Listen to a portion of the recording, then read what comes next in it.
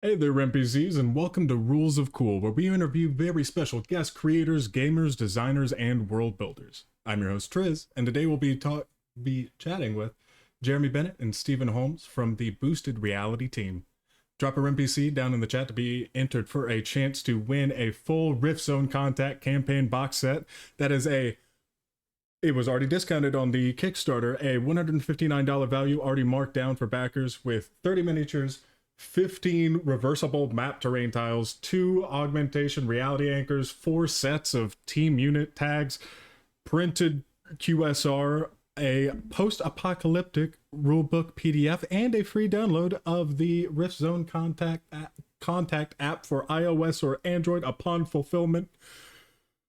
I'm not going to do that again. Maybe at the end, but I need to catch my breath first. The drawing will be done at the end of tonight's episode of Emerald Glitch, The Smell of the Open Sea and Fried Circuits, coming up right after Rules of Cool. You can also get bonus entries by donating bits or subscribing. Every 100 bits gets you a bonus entry, and subscribing gets you 7 whole bonus entries. Now, in Rem Alternis news, Bear the Cold and Frostpunk the role-playing game. This is a gripping society-building game that you can enjoy around a physical or virtual tabletop. The intense decision-making, survival challenges, and difficult questions that are at the heart of the acclaimed video game can also be found here. Check out the link in chat. And I have already prematurely thrown those in. And in other news, this isn't any new news for anyone who was at VoltCon. Voltron, the role-playing game. Catalyst brings an all-new rule system that emphasizes the teamwork at the heart of Voltron and also allows for awesome displays of power from the universe's greatest defender. And go check out that link in chat to go check out the backer kit page. But for now, it is time to get right into our conversation for this week. So stay tuned, NPCs.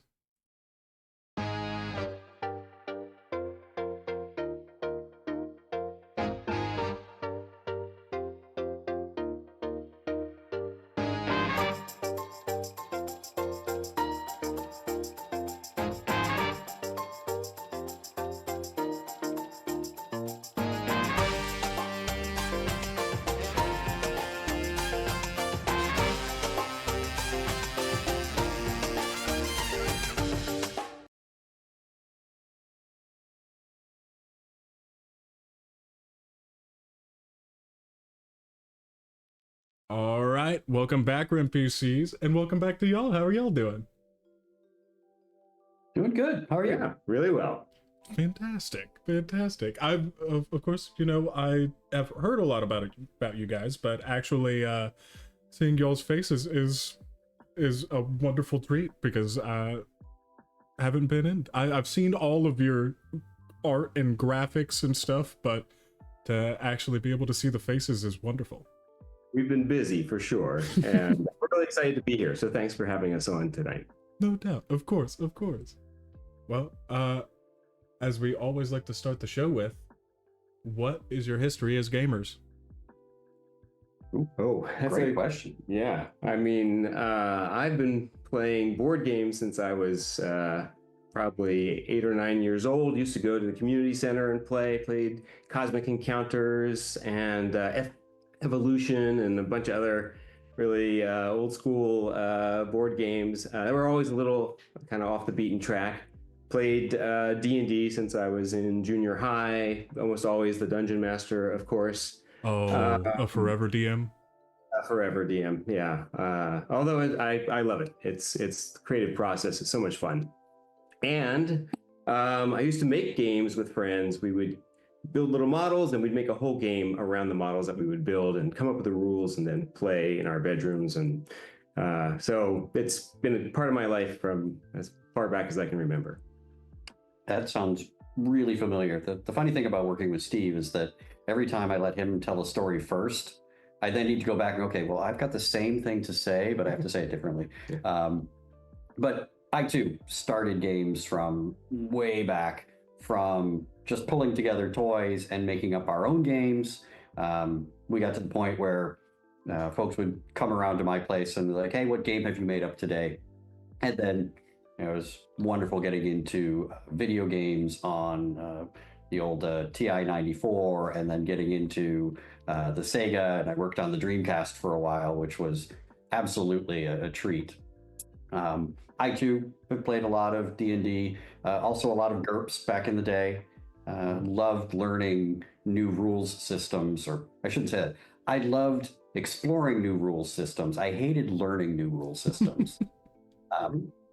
But yeah, then Steve and I got together and we started playing some of the more deep and interesting games like Gloomhaven and Cthulhu Wars and Death May Die. Death May Die, yeah. Warhammer. Yeah. Getting into that fully satisfying grabbing a piece and moving it across the board, and sort of became a passion, telling stories and moving pieces on the board. And I should say that while I have mostly been a forever DM with my friends, Jeremy has started running a game, not just for me, but for our wives and their friends as well. So I'm getting a break. Good. Everyone needs at least a little break, because of course it's wonderful. Like, you are in control of that story, and every epic moment and every devastating loss, you're in charge. That's awesome, but you have the most homework to do. Oh yeah, and then you also have to suffer through the fact that your players spent like an hour and a half searching an empty bakery that had nothing to do with the story. There's something in there, I swear to God. I know it. But in that same session, they will also decide what you were going to do, and then do their best to try to circumvent that. That's always fun. It's like, I see your story. I see your plot hooks. I'm actually just not gonna do that. Sorry. I think you said it best. It's always fun. It is. Yeah. Group storytelling is so much more creative and so much more fun than just writing it down and being done. No, very fair. Also, by the way, the names atop your heads are swapped. I can fix that in a moment, just so everyone knows they are swapped. Yes, I'm Steve. I'm Jeremy. Mm-hmm. We're here to play games. Yes, absolutely. I thought you were going to give me a and chew bubblegum line there for a second. I was actually going for and pump you up, but... Oh. That's true. Well, just to, as far as other community social things, and I'm gonna say that you don't have to. What is your favorite experience at a convention? Oh, I'll start because I had one at this last Gen Con. Actually, can I give two? Because promise I'll be fast. First one was I got to play for the first time with my son at Gen Con, and we got to get in some games together. He got introduced to Call of Cthulhu, and he got to play some D&D with me, and it was just super fun to share that experience with him because he'd never been to a convention before. And then, of course, the other one is playtesting our game, because then we get people's feedback and people come and they are curious about what we're doing and they get excited about it. And that honestly gives me a ton of energy for keeping this moving forward. Yeah, I have to agree with not only playtesting our game and watching people's eyes light up to say, wow, I never thought that I could get into tabletop war games. It's always so complicated. And then they see what we've done. And that's fantastic. I like playtesting other people's games too. There's so much creativity. We did the first exposure to Playtest Hall at Gen Con, and I got completely distracted wandering around and seeing what other people had built. So creative. We did the Protospiel at DungeonCon. Yeah. That too was fantastic to just see new games. It's like, wow, you made a game out of that. That's an interesting choice. Tell me how to play that. So yeah, that would be my number one, is seeing what everybody else has done. And that really is one of Steve and I's dreams, is to kind of help unlock other people's creativity in order to make their own games quicker and better and easier to learn. Yeah. No, very fair. It's super fun also because such a supportive community. Yeah. I think the group of board gamers and role play gamers there's genuinely nice people, and they want to see you succeed, and so it's a joy to interact with them. No, absolutely. Especially talking about the kind of out there concepts for a game. I didn't have too much time away from just running through some upcoming games. But the little bit of time that I did, I was able to sit down and play a cute little board game. It was all about going down a river and like building dams, and you were these cute little beavers. I forget the name of it. Oh. Sounds brilliant. Yeah. No, it was just like cute little out there concepts. And then of course you see the things that are like, did you do drugs to figure this out, or I've seen those. Mhm. Yeah, but I think that's a fun part, is that there are games that appeal to everybody, and there's, Jeremy and I both have bookshelves full of games that we pull out. Every once in a while, you're just in the mood for something quick and fast and fun, like King of Tokyo. Or you want something super... Okay, that was such a sweet moment. Or you want something super involved, like Gloomhaven, where you're in for the night. But I think that's part of the fun too, is you can all the different themes and different ideas and the different ways to play. Very, very fair. Well, to follow up that question, and just because you are on Gen Con TV, do not feel the need. What is your favorite convention? Oh wow. I'm not threatening. I'm not. I'm gonna let him answer first this time. Yeah. No, I genuinely enjoy Gen Con. I think Gen Con is the Las Vegas of gaming conventions. You can find everything and everyone. The cosplay at Gen Con is top notch. Just like walking the halls is such a wonderful experience. So that's definitely up there for what it is. This weekend we're going to go to Kubla Khan, so shout out to Kubla Khan in Santa Clara.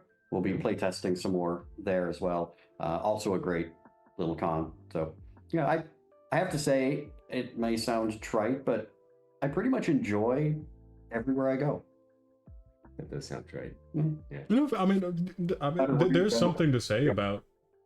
There's definitely something to say about being able to find enjoyment. Listen, there are absolutely parts of Gen Con that aren't my favorite.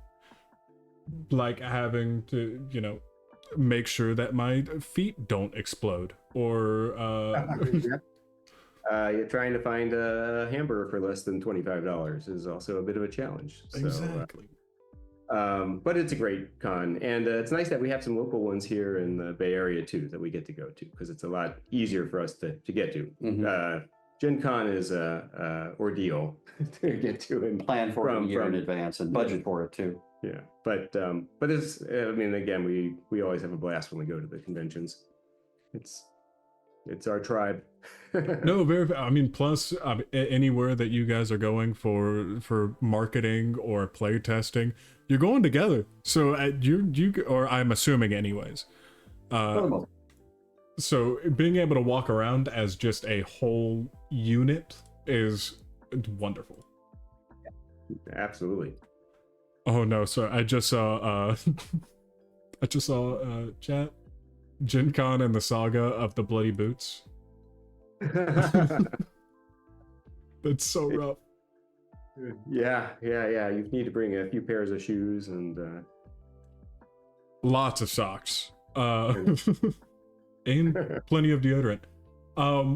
Now, even if it was only long enough to ask for uppies, what did you do before entering the gaming space?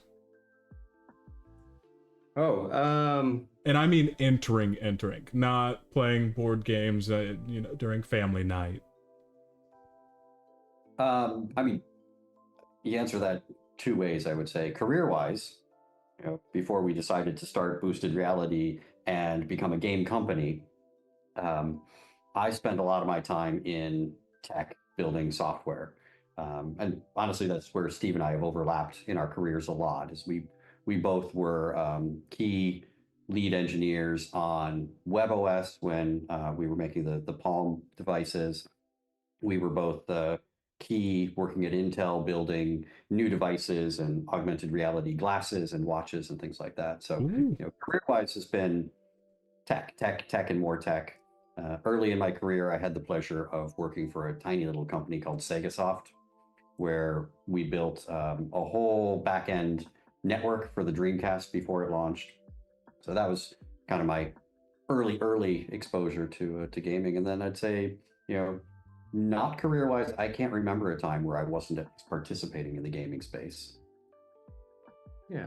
And like Jerry was saying, I've also been in tech for a long time. I've worked for Google and Apple and Intel and Nike and, Intuitive Surgical, worked on most every kind of technical product that you can work on. But boosted reality, while I've designed games before, I think this is the first time we've ever tried to do it as a business. And so it's been a really fun journey from that perspective, because I joke about I've made prototypes of lots of products. I've never had as much fun making a prototype and testing a product as much as our game. And we sort of joke that our biggest problem is that as soon as we get together to talk about it, we get distracted playing it, and then suddenly an hour is gone, and we're like, oh my God, we still have to get through all these things on our list. But I think that's been really rewarding. It's just something you're passionate and enjoy working on as your day job. No, absolutely fair. Listen, if y'all are gonna be getting together and playing games regardless, you may as well just go ahead and call it playtesting. At that point, it's not game night anymore. It's work. It's work. But it's playtesting or research, because playtesting is only our game. fair. Research is somebody else's game. That's right. It's okay. But I would say this game is heavily play tested, if that's our model. No, very fair. It's okay. I tried to convince the Rem team to do that as well. There's just not always time, sadly. Well, to get a little bit further into the mechanics, what are some of the biggest challenges in adapting tabletop mechanics for an AR environment? That is a great question. I'd say there's the technical challenges, and then there's the social challenges. And I'll start with the social ones. So there is definitely an attitude that even I had before we really started pushing on this, that, if you're going to play a game socially with your friends, put your phone down, get your phone out of the room, and let's focus on each other and play a game. And so one of the things that Steve and I worked really hard on in designing the app and designing the rules of the game is that we're still maintaining that social connection. You still are looking across the table as your best friend crushes you, right? And so it was very important for us that the phone is an accessory. It eliminates some of those things that cause arguments. No, you weren't close enough to shoot me with that. And it eliminates some of those things where you have to listen to somebody explain a set of rules to you for an hour and a half before you get to play. Because first you have to understand the action point economy, and you have to understand that you're how much movement do I have, or like how much damage does this do if with this given mechanic? I know what it is. Because that was one of the big challenges for us. It's like eliminate the things that are painful, but keep the things that keep the social stuff going. I'm going to let you talk for a bit on technical stuff. Yeah, and from a technical perspective, when we first started this journey, this is some of the early concepts for the game I had probably 7 or 8 years ago. The technology in mobile phones wasn't really where it needed to be to create the experience that we wanted to create. So while we started working on it, we sort of knew that there was a time when really we could start to deliver the full experience to people in a really compelling way. So it's really in the last few years that mobile phone technology and smartphone technology has gotten to the point where a lot of the things that were almost impossible a few years ago now are pretty easy, and the tools are there, and the reliability is there, and the networking is there, and the accessibility is there. And accessibility is something that we really care about as well, which is we want everybody to be able to play, we want people to be able to enjoy it, regardless of kind of what they have in their pocket. And so we're at a point now where we can really deliver some of those things with high confidence and create a really compelling experience. And we're combining technologies like NFC and augmented reality to create some really unique experiences that, while those are, NFC is often used for payments, and augmented reality hasn't really gotten great traction in a lot of areas. By combining some of these things together, we're creating a really unique new experience. And to Jeremy's point, it's really using the technologies to remove friction in the game and to make it something that's really accessible to people and not to sort of take away from the game. If we wanted to make a video game, we would do that. What we're really focused on is how do you take the technology and enhance the experience? Just like as a dungeon master, you might have music playing in the background of your game to create a mood. Mm-hmm. When they do those same things to create a board game that is elevated and just more engaging. And kind of just removing that high level of entry that you just to get into a game sometimes. Because if you make a new friend and you wanna join them, you want to get them to join in on your game, that does not need to be a 3-hour conversation first about your skill economy and your action points, and but you may want to go back through and respec just in case. Yep. We often are very proud of the fact that within 10 minutes people are playing, and there's never a rule book they have to open up and read, and then they're fully engaged. And yes, there's some learning as you go, but you're never sort of feeling like you don't know what happens next. And so making it that easy for people to jump into, but with layers of complexity in terms of strategy and tactics and things, I think is what makes it pretty unique. Yeah, my favorite story from Gen Con, when we were doing some of the open play this past year, is we had 4 people come by and they sat down, and within 10 minutes, like Steve said, we had them up and playing. And then one of their friends came by and they taught him how to play in 10 minutes. And then he took over for somebody and he was into it. Like, to me, that was the biggest compliment ever, is that somebody who spent 10 minutes learning how to play it and probably another 15 minutes playing taught somebody else in 5 minutes.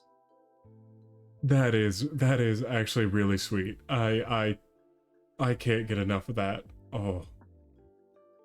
The other fun thing is we've had people come by with their kids, and they sit down and play together, and it's a game that a 10-year-old kid will love, and it's a game their parents will love, and it is nice because there's a little bit of something in it for everybody.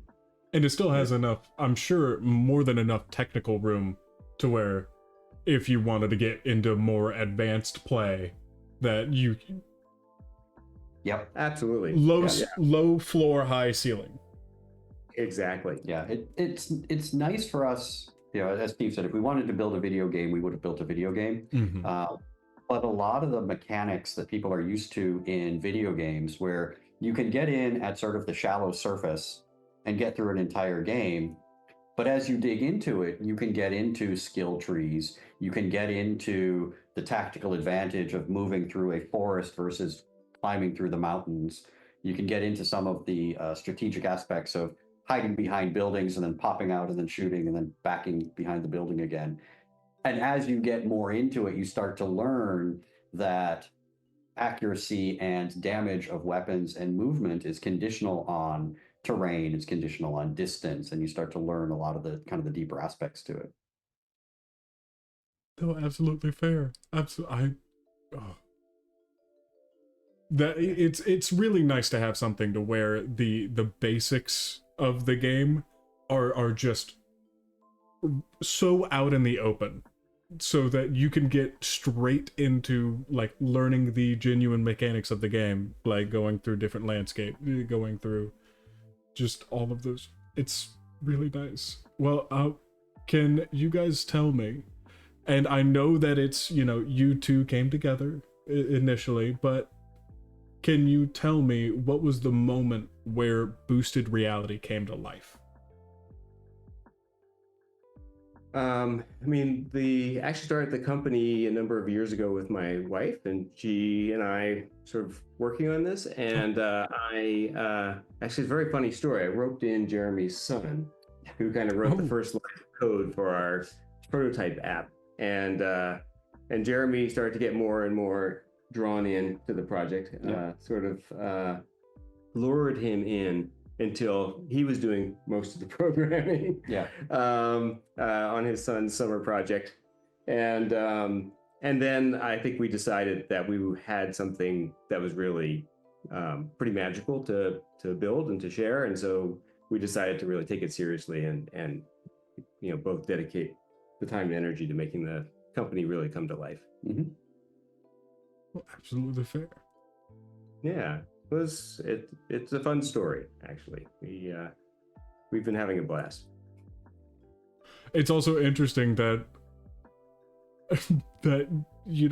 just getting Jeremy's son rather, and then just like, no, actually this looks fun, I'm in. Yeah, I mean, I was in at the time because Steve came to me a little bit before my son started working on it and said, I've got this idea, is it possible? And I said, yeah, it's totally possible. This is a great idea. But job-wise and a couple other things going on at the time, like, I'd love to work on this, but I can't. But my son needs a summer job and is a competent programmer, having done a whole bunch of game mods for things like RimWorld and whatnot. So I said, here, take this, build a prototype from scratch. I'll help you out. Here's the toolkits you should be using. And then as he kind of got through it, building the basic prototype, I started looking at him like, well, we could also do this. And then we could do that, and we could do that. So then he was done with the summer project, and then I started tinkering with it, and he basically fell right into my trap. Yeah. But yeah, from that point on, this is going to be a thing, so let's do it. Yeah. What a long con. Well, in initial talks and how it continues to develop now, how did and how do you balance the immersion and functionality in Rift Zone Contact? Yeah, balance is definitely key. Because like I said, we want to make sure that we use the technology to be accessible and inclusive and not end up in a situation where everybody's got their phone in front of their face. So definitely one of the things we can do with the smartphones that is important to us is build a multi-sensory experience. So like Steve said, when I do a D&D campaign, I spend almost as much time writing out the storyline as I do building the playlists in Spotify. Likewise, we have a great friend, Rob, who has composed for us absolutely beautiful music that is different for one faction versus another faction. And he has built thematic sound effects that not only are you firing weapons and moving and things like that, but there's also sound effects that give you feedback when you scan a unit and when you're targeting a unit. So as you take actions, you know that you did it right because you can see it and you can hear it. And then when it comes to things like turn reminders, when it's your turn, your faction's theme music starts to play on your phone, your screen changes so you visually see it. And if you wait a little bit too long, your phone starts to vibrate to remind you that it's your turn. So that's one of the key things as far as kind of the most basic technology is making sure that it's a multi-sensory experience. No matter what your capabilities are, you can be included in the game. And then using the augmented reality really gives us the opportunity to visualize for those people that maybe aren't so good at visualizing distances and tactics, to have a tool that says you can move exactly this far and it's rendered on your screen. Go ahead and just tap and move. Or you can shoot this far and you can visually see who's in range and who's out of range. Especially for me, I absolutely suck at measuring distance visually. Absolutely fair. Well, I mean, like, okay, but if it's like arced artillery or something, do you think that it would maybe hit a little bit?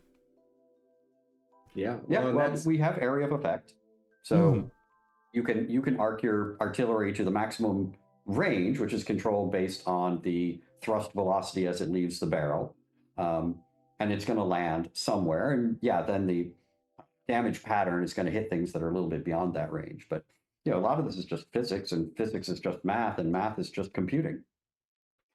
But I think the other thing that I love about the game, I mean, you'll notice that we have these beautiful map tiles that are on the game board, and I can show one real quickly here. It's one of our map tiles, but we actually have we could render everything in AR, but you can look at your phone and you can see sort of things rendered in AR.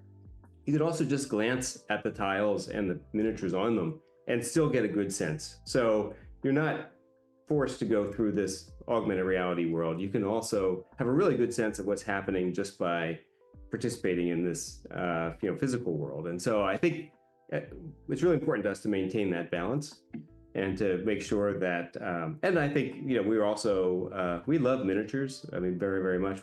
I've painted many of these. We love just the satisfaction of moving them on the battlefield. It feels much more consequential when you move your giant mauler across the battlefield and take a bite out of an Excalibur mech. So we want to maintain that fun and that sort of physical element to the game as well. It's important to us for it to be a sort of full multi-sensory experience. No, absolutely. I am so happy that you talked about music as well, specifically. I think that music, no matter if you could be talking about a social function, anything, I think that music makes the experience half of the time, or Right. at least breaks tension at the very, very least.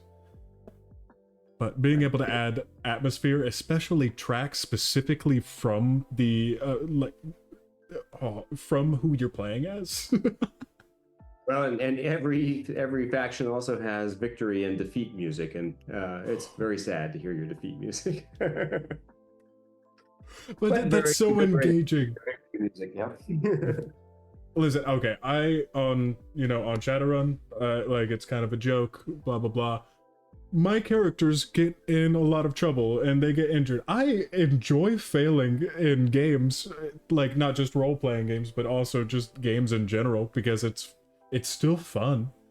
And also will give me a chance to hear that awesome defeat music. It's pretty good. Yeah. It is pretty good. Yeah, and actually some of the sound effects are so satisfying. There are a few that I will just go out of my way to launch as my next move, just because I want to hear the sound effects. So thank you, Rob. No, that is awesome. Well, now I am obviously not going to be experienced in this. Listen, I have the scroll that has AR. I have that. That is as far as my knowledge and experience goes. Please explain it to me like I'm 5. What is the process for you to create AR experiences in just the simplest terms? So I would say augmented reality kind of gives a lot of the definitions, though maybe I wouldn't use the term augmented reality for a 5-year-old. But it really is using a screen, like a phone screen, to take a camera image, a live camera image of the world, and then insert things into that image exactly as you would see them if they were really there. So, for example, in Rift Zone Contact, when I select one of my units, I can see some information about what that unit is that looks like it's floating right above the unit's head. And I can see what looks like a fence that is around it, that is the range of the weapon that I currently have selected. So whenever I look through my phone screen with the camera pointed at the board, it's as if that stuff is actually there. So I'm adding to the game.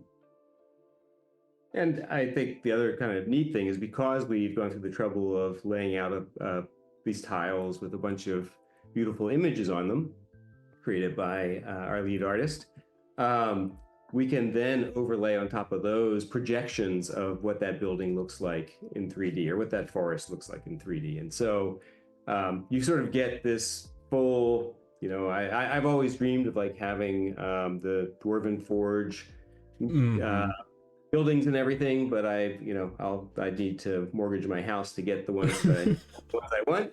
But you could get some of that experience at least by this AR projection, which again is super fun and engaging in terms of sort of understanding quickly what's happening around and what the situation is, as well as just being sort of visually fun and interesting. Very true. See, I feel like you're downplaying it a little bit because you are functionally saying, hey, do you want all of these really cool, at least pseudo three-dimensional things in your play space that you do not have to put out, get a mortgage on your house for, or find a closet in your household to store all of that in and nothing else? Yeah, absolutely. Or do you just want to get this and get the app and you have all of it? I think, we talked a little bit about the fact that you can play this game, get in and learn the game quickly. You can also play a full game, in a very short period of time. One challenge we have is we just don't have, as parents and, fairly busy adults, we just don't have 5 or 6 hours as often as we'd like to play games. So the fact that you can play a full game of Rift Zone Contact in 30 minutes, and you can lay it out and start playing in 5, and then it takes a few minutes to put it away, that's huge for us. I played Death May Die this last weekend. We had a great time, but just taking everything out and sorting through all the pieces, putting it away, I get physically tense when people are putting things in the wrong envelopes. So, I have to do it myself.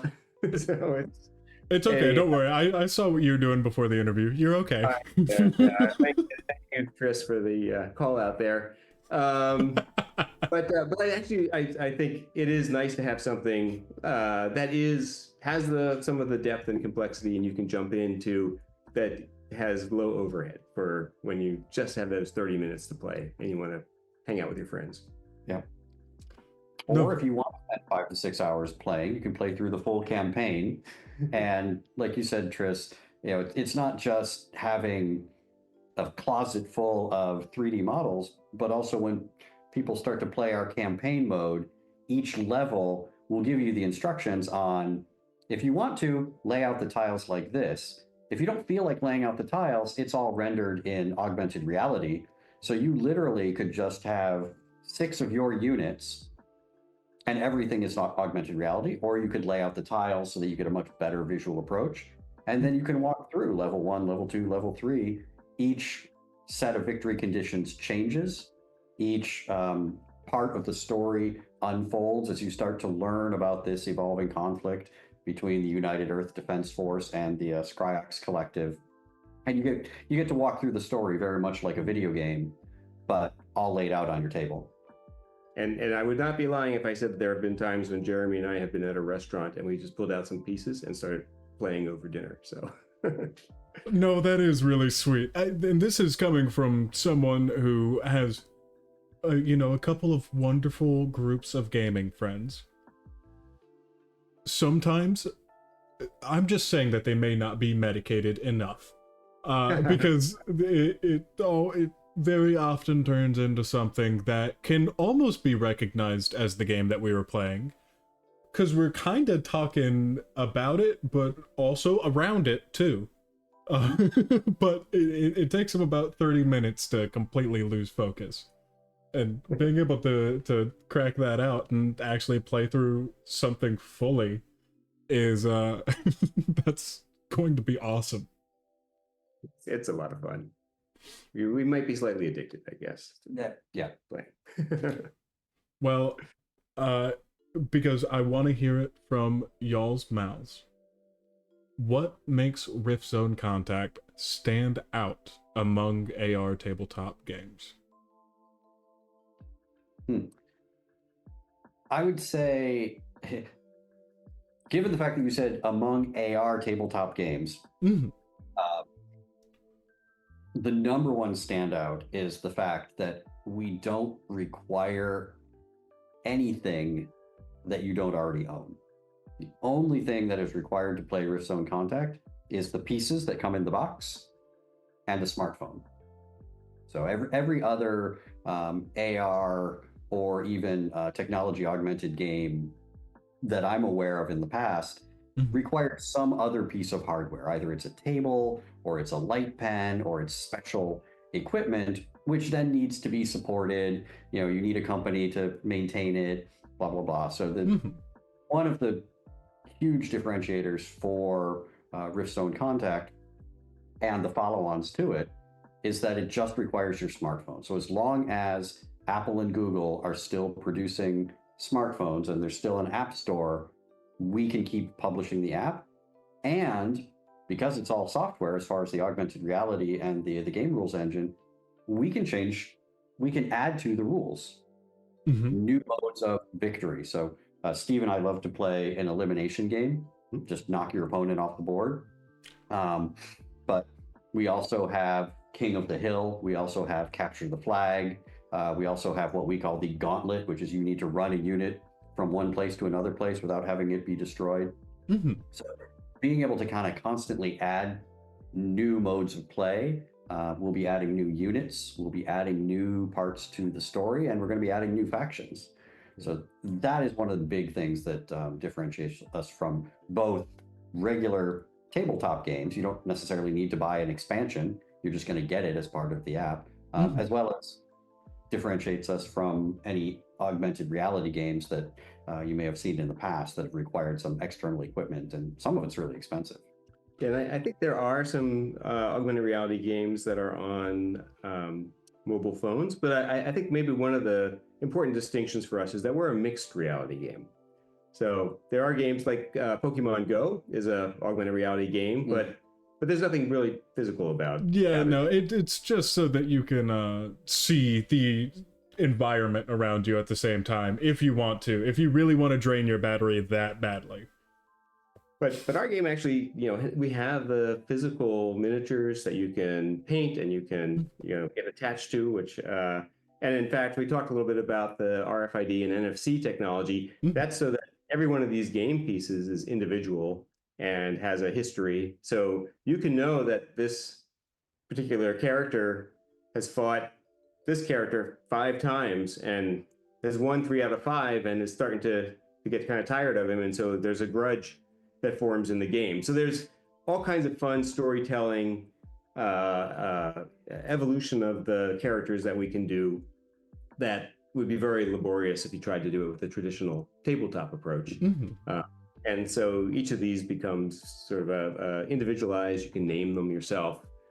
It's really is your army.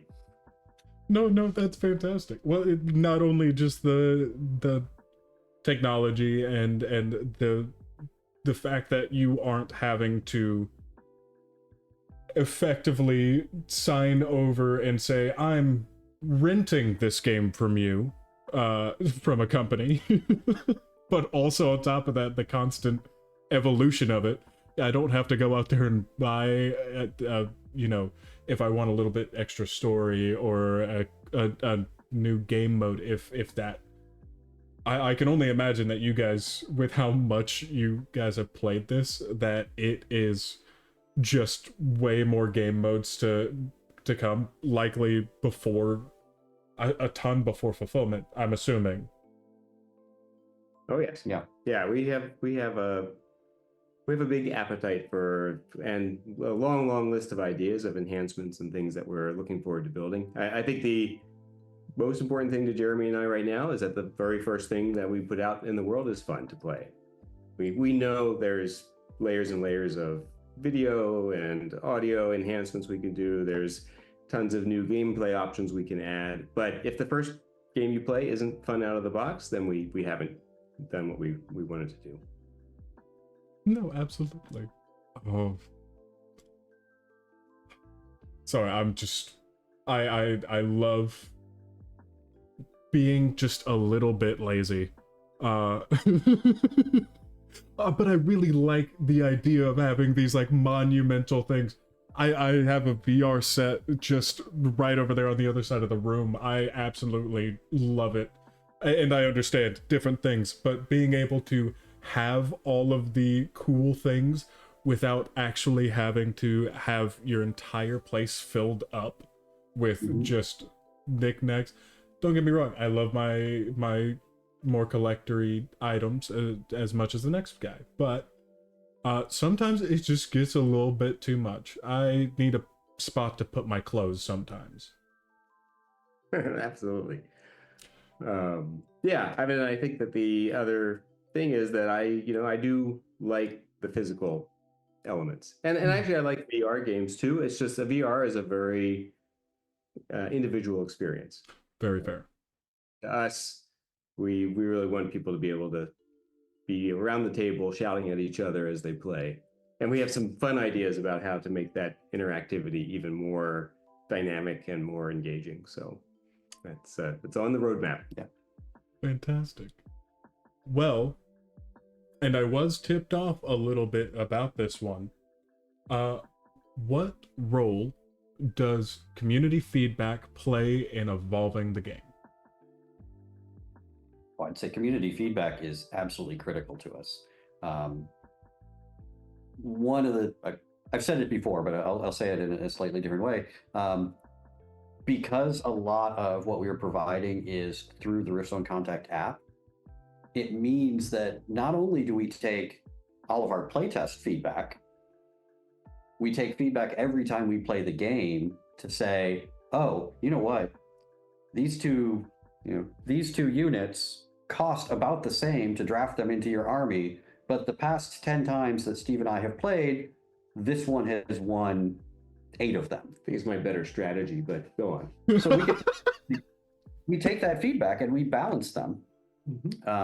We can balance the units. We can add new capabilities. We had a suggestion the other day from somebody of, hey, it would be really cool if you, and then I stayed up all night and wrote the feature, and then we tested it the next day.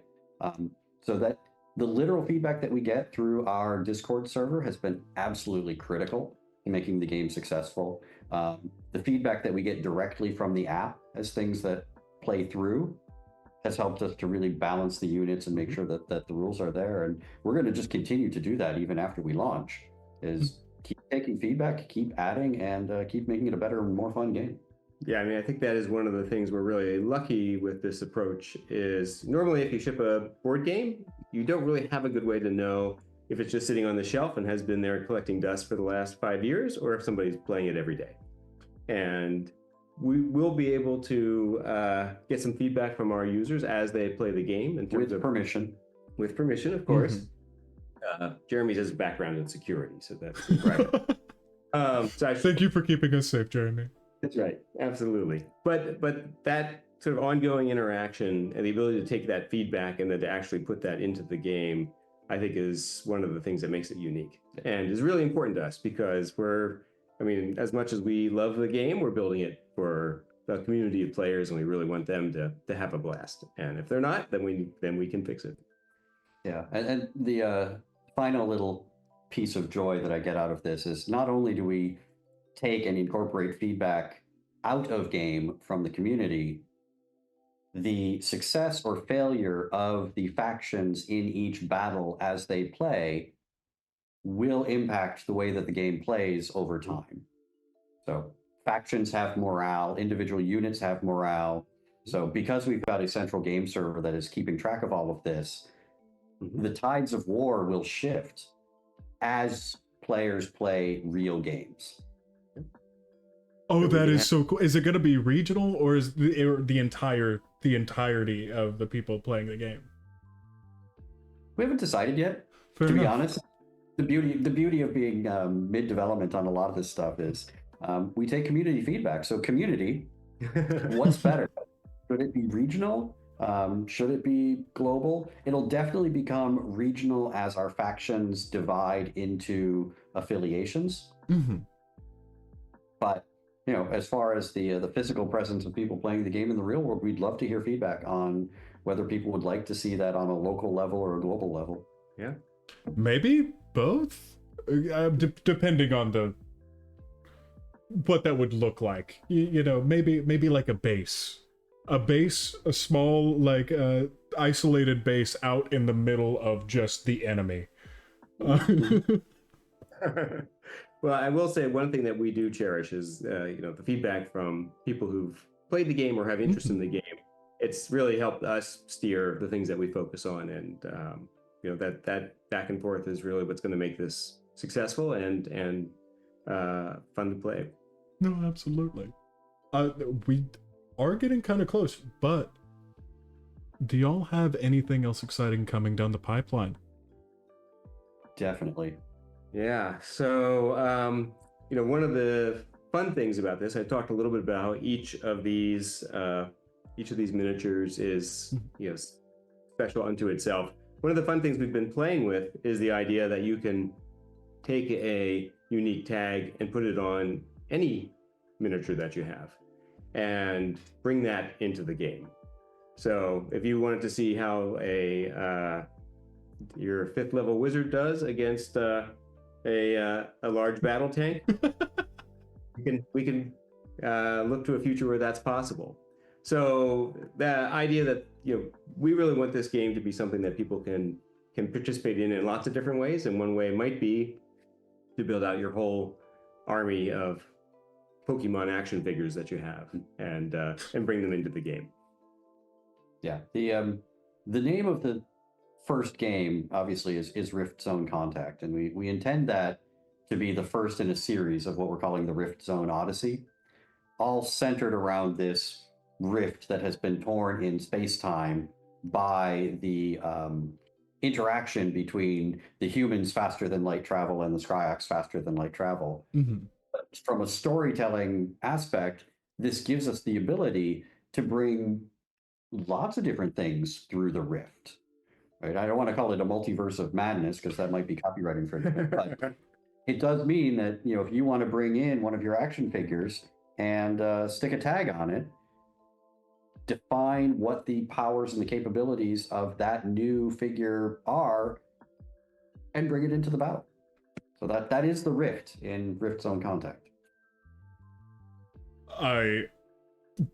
I'm immediately getting too many ideas. However, my first one is Dalek, but absolutely.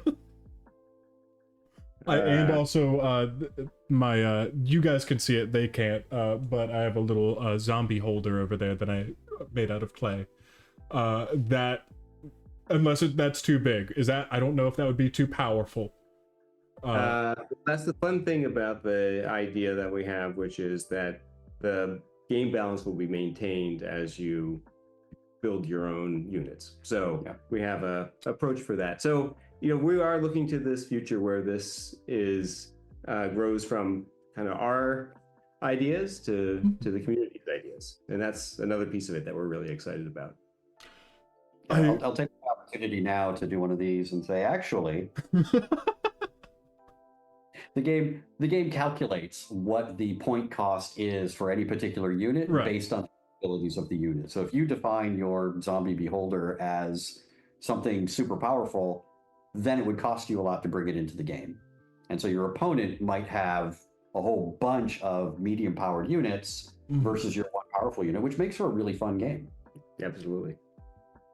And I mean, if it's all balanced, being able to just go ahead and stick a tag on it and call it your unit bringing that to game night is awesome. That just seeing how absurd you could get with it and it still be like playable on the map. I love it. It does get your imagination going. And, yeah, that would be a fun game night. Everybody just show up with what they show up with and have a free for all. We'll have to get that on the roadmap here. Yeah. Just good old tournament style. Well, we are getting down to the very end of the hour. We are cutting it close. Anyways, thank you so much for coming in. Where can we find you? Well, first, thank you so much for having us. It was a lot of fun. Thank you, Tris. Chatting with you. You can find us on all of the socials.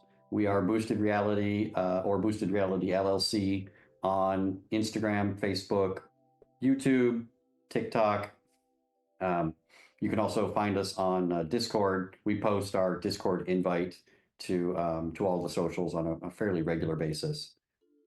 And I'd say any of those is a great way of staying in touch with us. You can, of course, check out our Kickstarter. We'd certainly love for you to take a look. We have a website. You can get a link to all the social media there as well. But again, we are anxious to have people share their ideas with us because we're building this live, so it'll be still time to get your favorites into the game. Oh, fantastic. Well, you guys, it was lovely speaking with you. Thank you for all of your energy and all that you do for the gaming community. Love to. It's a lot of fun. Thanks, Tris. It has been fun from every step of the way. So, but of course. Thanks for having us on. No problem at all. Well, everyone, RemPCs, don't go anywhere, and you guys don't go anywhere, because we will be... Give me just a second to click around like an idiot. Right back.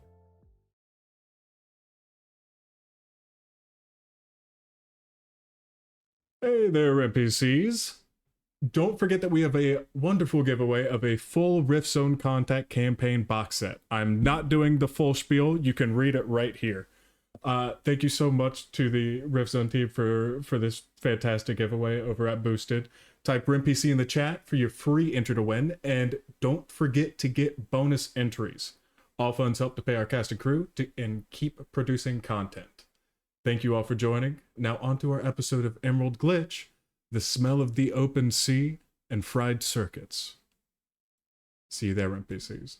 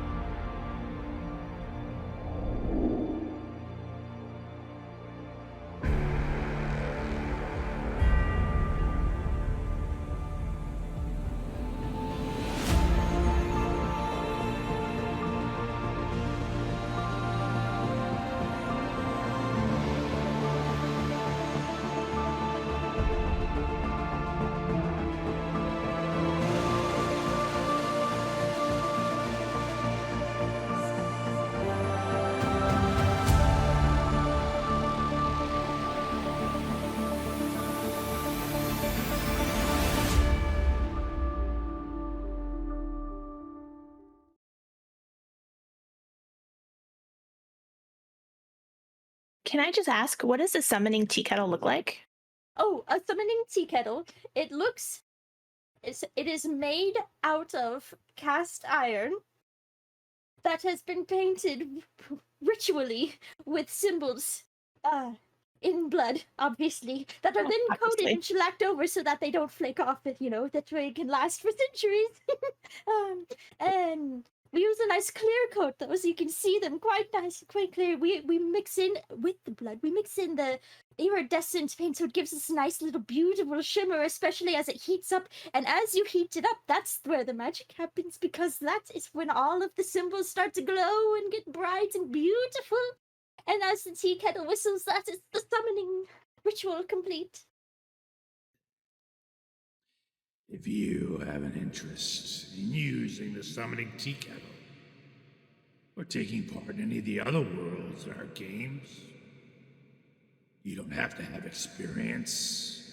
Just join our Discord, and the GMs will work with you and help you find a game you enjoy.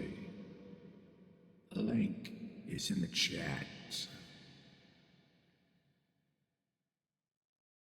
Ready to level up your cosplay game? Check out the Geek Forge on Etsy. With a variety of props to give your photos that extra spark, you'll find just what you need. Hold magical fire in the palm of your hand, or take a potion to restore your mana. With a large variety of colors, you can choose your own magical flavor for your cosplay. Bring drama to your photo shoots with these vibrant props and more, all available at the Geek Forge. Are you ready to level up your cosplay?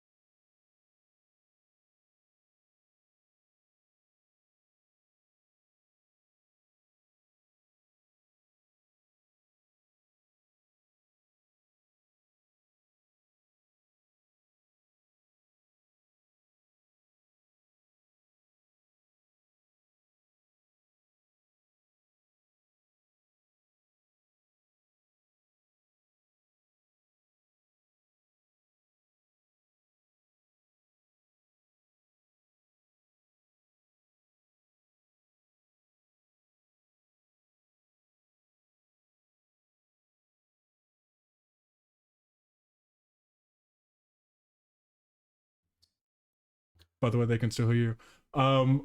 Just so you're aware.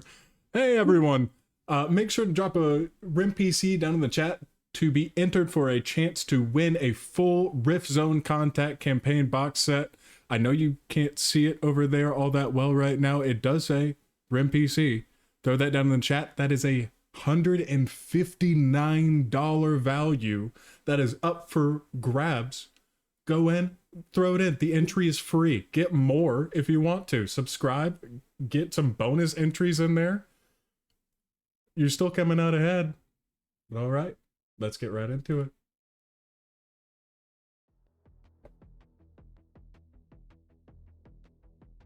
And I guess I've been sitting here not saying anything for a couple seconds now. Hello, everybody. It's been a couple weeks. Let's see. But we're back for a adventure on the not high seas. Adventure on the sea. Puget Sound. Low to middling seas. Yeah, low to middling seas. With all sorts of smells promised. But unfortunately no Skittles, because there are no Skittles in the Sixth World. You told me that there would be Skittles.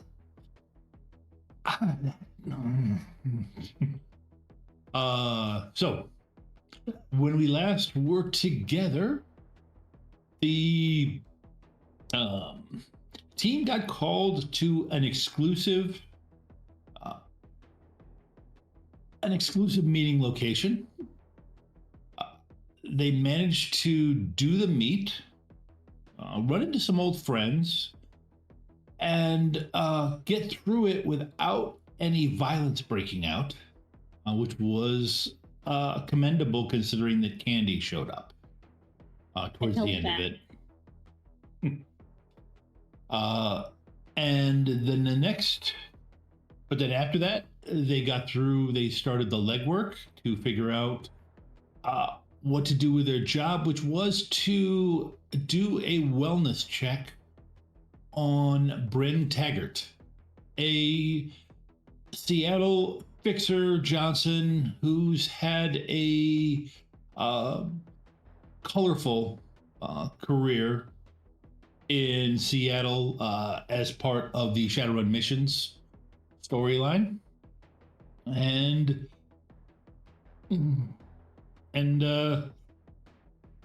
there is some concern that she's not doing well, and possibly have gone full conspiracy theorist.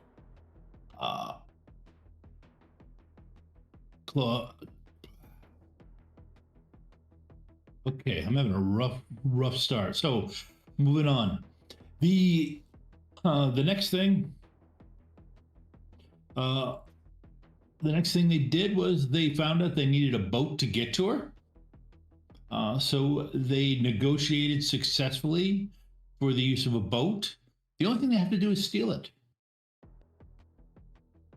Yeah, now we just have to negotiate with the Lone Star lockup. Right. You just have to get through the Lone Star lockup. You also have to pick up a gunslinger that wants to get out of the hospital. Buck, while recovering from the tetrotoxin from the Chimera, had a sudden bout of relapse or sudden bout of allergic reaction to something that stopped him from leaving when Raptor did, almost as if there was this hand reaching down that just adjusted fate to make it easy for him. Somebody with two initials to their name. So the next, but Buck, you are better. You are ready to head out, and you're getting a phone call as you're putting on your pants. This time for the right reason, because I'm assuming that I was in a gown. Yes. Hoping. Do I get a name popping up? Yes. It is from Tanis. Oh, okay. All right. I'm picking up. Yeah. Hey, Tanis. Yeah. Okay. Listen, I need a favor. Never having heard that noise come from Tanis, but what? Sure. What do you need? What do you need? Still clearing up. I'm gonna need she. Oh, okay.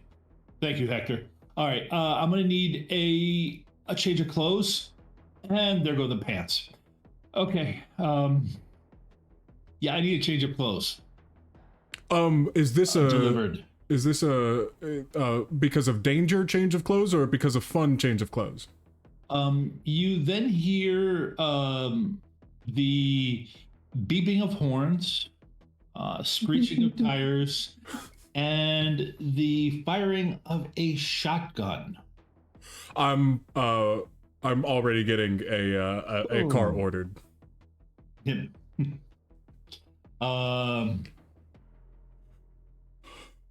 Yeah. So because of fun change of clothes, got it. No, this is not fun. Yeah, no, I need you to bring it to this warehouse.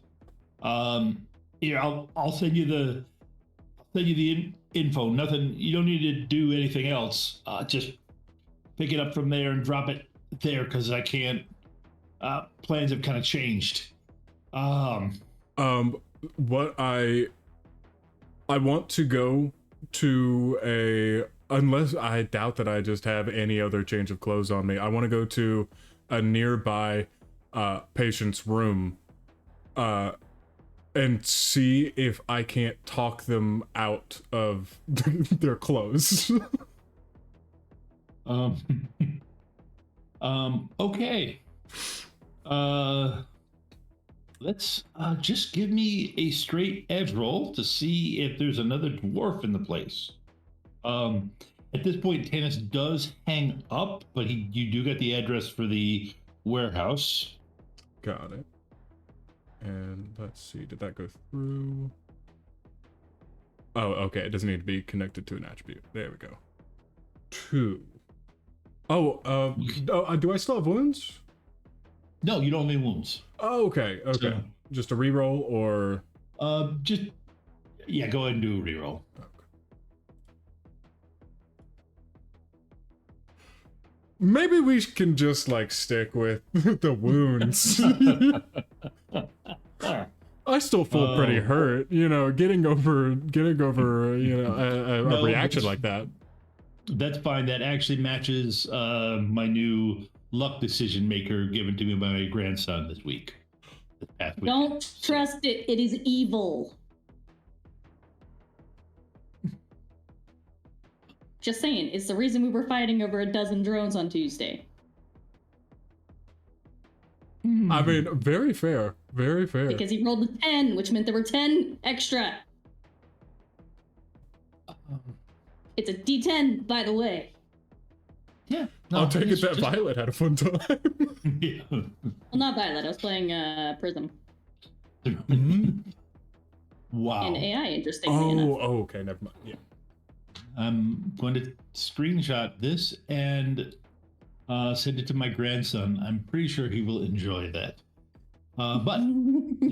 So yeah, no, you do find a dwarf. A dwarf in there. You've actually had a couple conversations with him as you were both getting your systems cleaned out, as it were. Hey, Buck, what's up? Hey, man, I got a little bit of a pressing situation right now. What if we've already had conversations? What was he getting cleared out of his system?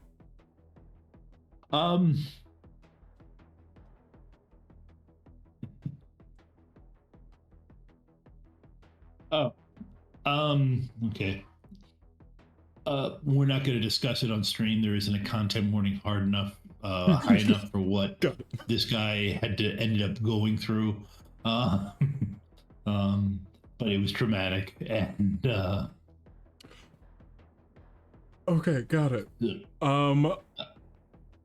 I listen. I got a friend. He's got a problem. And how much longer are you up in here? I think they'll let me out tomorrow. Tomorrow? Okay. So, your clothes. Your clothes. I need them. I need them, and I can get you a change tomorrow. Oh, what the hell? Yeah, grab the bag.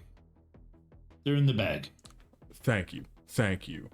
I'll make sure to I'll make sure to have whatever you got in here for in there too. No, that's just the clothes in the bag. It's literally one of the bags it was literally what he was wearing when he got there. Oh, fair. I mean in the return clothes. But yeah. Regardless, I snatched that and I'm running out. Okay. All right.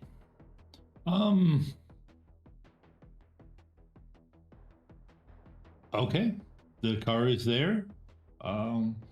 It takes you to the warehouse. Give me a. Go ahead. No, is there anything that I notice visually as I'm, getting up towards there? I mean, I heard gunshots. Yeah, the place is very quiet as you get close to here. Go ahead and go ahead and give me a perception roll. Gotcha. I haven't added the gear that I was going to be adding, but I'm just going to do a flat perception on this. Okay. 3 hits. Yeah. The place doesn't look like it's used, but looking at the doors, the hinges are oiled. Everything seems to be in working order, which it wouldn't be. Your guess is that this is a drop spot. That when Tennis does jobs, if he's going to have to get away hot, they tend to be fairly well laid out in terms of things being where he needs them to be. Mm-hmm. So since there's nothing going on here, and when you walk in, the place appears to be dead. You don't have a reason to think this is just it. The spot that he wants you to drop it off is a locker. It's one of those areas that where looks like employees would come in to put on their coveralls or whatever. Mm-hmm. And there's a locker in there that the file he sent you opens up. Gotcha. Okay, then I'm just gonna pop it open. In this case, I'm gonna make sure that there isn't anything insane also in that bag that I leave him just in case. But just a quick little overview. Yeah, I know there's pants and a shirt and all that, roughly Tannis's size, and just pop it in that locker. Yeah. Okay. Give me another perception roll. 3 hits. 3 hits. Okay.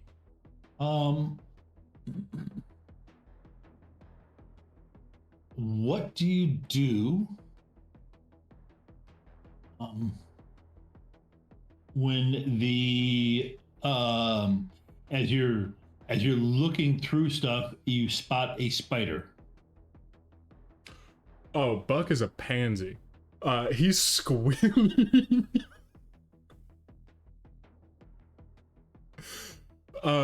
He's just on the ground or like on him? No, it's in the clothing. In other words, as I'm searching through. you were searching through and you pull back some of it, and then you see and then you see this big, probably about well, the body of it is probably about 2 inches wide. Actually, probably about 2 inches wide. The legs have this greenish purple hairs all over them, and they probably stretch out about 6 inches. And it it hisses. Okay. So don't get me wrong. Buck enjoys small, cute creatures very much. You know, like with the snake and everything, or whenever it was a snake and not a naked gnome. He just got done being poisoned. Whatever piece of clothing that spider is on, wherever he's at, in my head he's like walking up to the warehouse with the bag and kind of just searching through it over his shoulder. He is taking whatever piece of clothing it was on and just tossing it into the woods. Well, it's not. You're inside the warehouse at this point. Oh, okay. Okay, yeah, no, okay. And so you're just tossing the thing. Tossing the piece of clothing. I'm not grabbing that creature. Okay. Go ahead and give me a defense roll.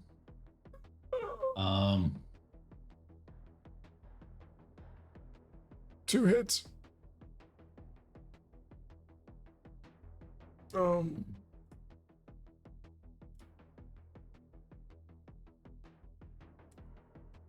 much is it to bump those 4s up to 5s? I got 2 4s. To bump both would cost 4 edge.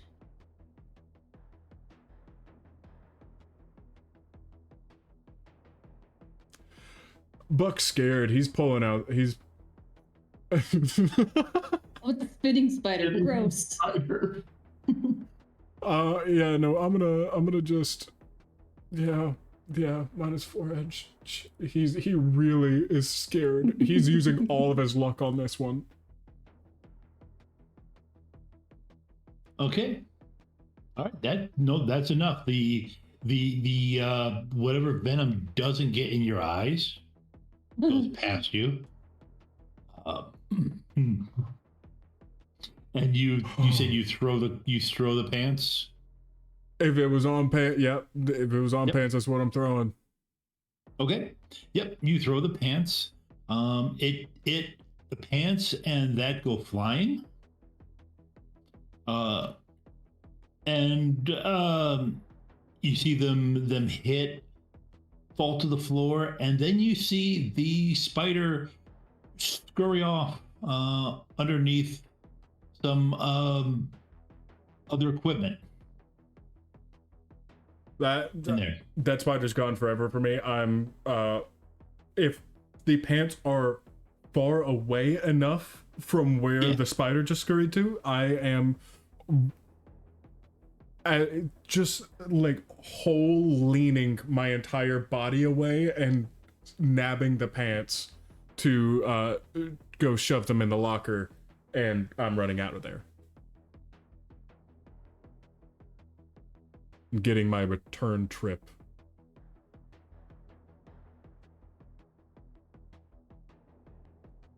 Oh.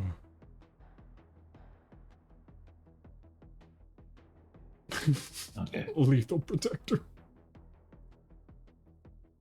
Okay. Yep. All right, you're set.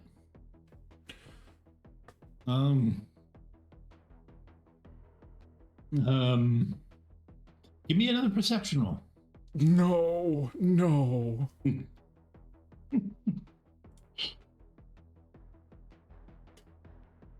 What if I don't want to perceive it? 5 hits. You perceive it regardless of what you want. I found the egg sack. Awesome. Please don't tell me that's what I find. You, as you're hitting the door, you swear you hear something laughing. Someone laughing. And I assume you're gone at this point. Buck was already at a 10 out of 10 terrified. There isn't anything that was pushing him further. Okay, so it's just a matter of you've gone past terrified into nope, I'm not. This didn't happen, and you're out the door. Okay, it must be some evolutionary trait. I don't care. I'm getting out of there. What's worse, a spider that spits venom or spiders that laugh at you? Okay. Yes, both.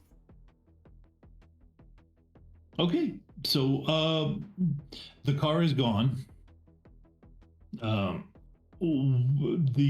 was a certain you're pretty sure that even if you told them to wait, hearing your manly bellow of Thank you. that you used to gird your loins for the situation would have made you don't blame him for driving away. However, this would be an excellent opportunity for you to make it easy on the GM and call your friends for a pickup as they're driving at this point. I'm imagining him in like a half jog, expecting the car to be there, and Yeah, just right. like, Yeah, it's gone. all right. You know what? Let's go ahead. Yeah. No, I'm getting Roven on the horn. Okay. All right. So we're at the point where you guys were together and driving towards where the boat was. When he calls. What time of day is it? I'm gonna say it is 8 o'clock at night. 8 o'clock at night. Because I assume you guys were gonna go in after nightfall to do this. Hey everyone, it's Buck on the phone. Oh, I knew we were missing someone. Hello, how you feeling? Still, like, he's still jogging away from this warehouse. He's just. So I got the dwarf's clothes, and then I dropped him off to Tannis, but then there was a spider, and he's underneath the table, and I think he laughed. And can you come get me? Right, we're Mom, I'm scared. Come pick me up. Right, we'll be right there. We got a warehouse to set on fire, everyone. Drop your pen. And I know.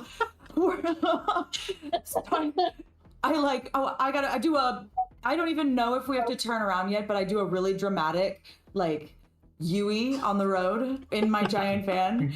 And then I go, all right, where are we going? Am I going in the right direction? And probably not. And I'm gonna be frantically pinging my location.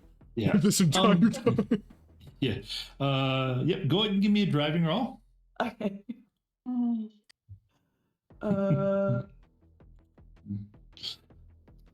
I know how to do that.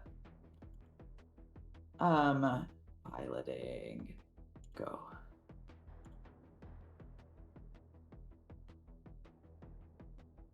Three. Okay. No, you make perfect. The 3-point turn. No, it's man. Why can't I? Bootleggers. You make a perfect bootlegger's turn, which is a trick in a big vehicle. However, I like when it. you're I don't know what it is, but I like it. well, yeah, it's spinning around going the other direction. But about halfway through that maneuver, you realize you actually have to keep going the way you were. So you do a complete. You do two of them. Yes, you do two of them right on top of each other, and it's that whole You know, right. Yeah. And you are off to pick up Buck. As you get close to the warehouse, you see Buck still running. Buck, give me a willpower plus body roll.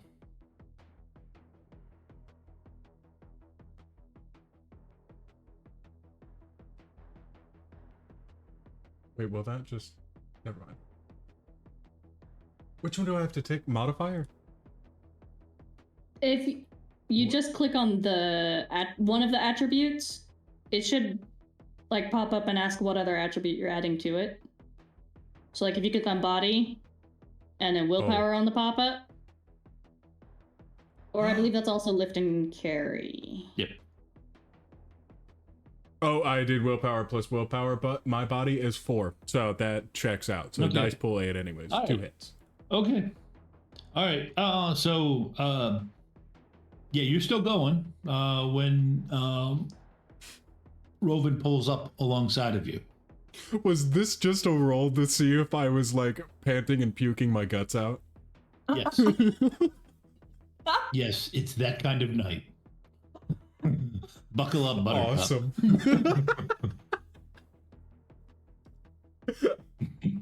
It's gonna be that kind of night.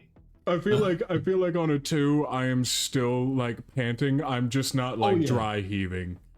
Yes. No.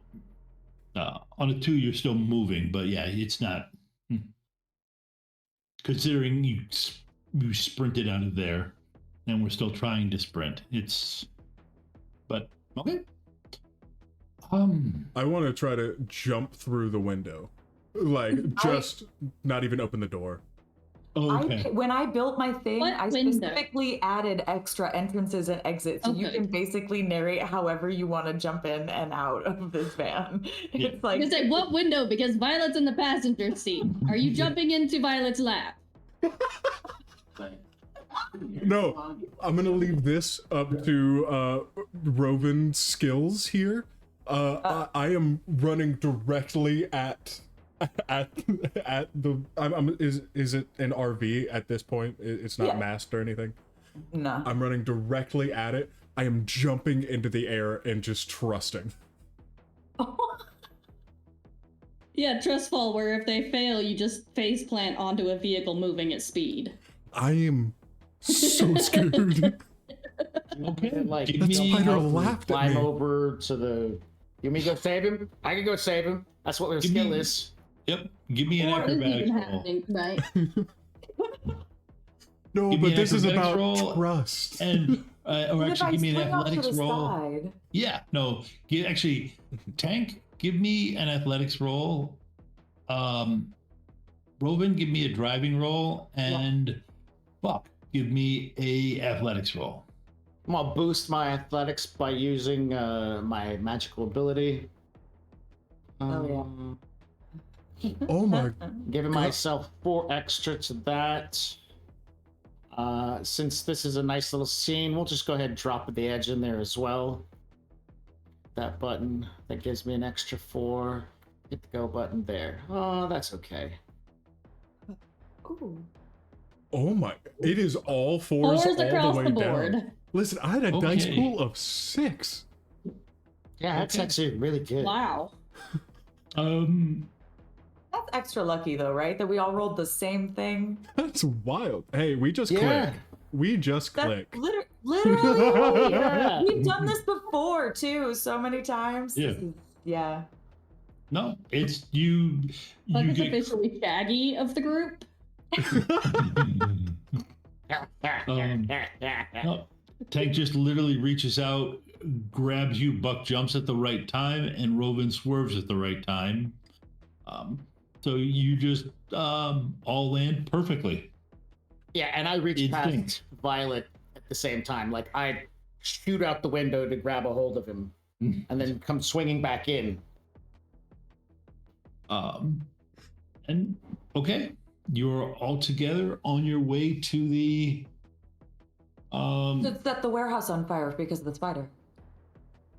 No. No, we you're don't actually need to do on a that. time. You're actually on a No. timetable, and Tannis there needs those are- clothes. Don't do it. But like, let's just get and away there's from that also events spider. that warehouse is a fixed point in time because we already rolled the fight that happens in there. All right. Robin says that though. While we're going to set it on fire, right? Let's go. Who's got the get? Tannis needs those clothes, but I would. That spider laughed at me. Let's just go. Let's just get out of here. He laughed at you in a Cockney accent too. That was kind of most the worst, strangest thing about it too. Okay. So you guys have made it through that. What are you doing? You've got to go to the harbor impound. We figured out down- who everybody is in the Scooby crew, by the way, in the Twitch chat. Oh. Just by default, Raptor is Daphne. Because Rovan is obviously Fred. Thank you. You've got the van. And oh right, okay. That was the biggest And Fred decider loved in my mind. disguises. Fred loved disguises. That is true. Oh yeah. No, he We loved just decided disguises and Buck is traps. Shaggy. Violet is obviously Velma. And Tank is Scooby. And also, Tank and Buck have gotten into some of the most trouble together. So, honestly, that works.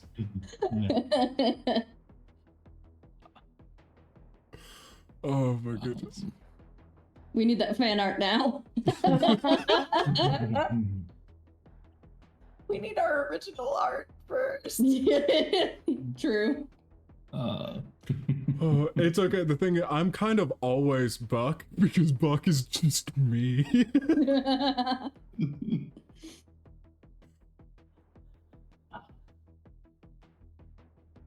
Okay. There it is. Gotcha. Okay. So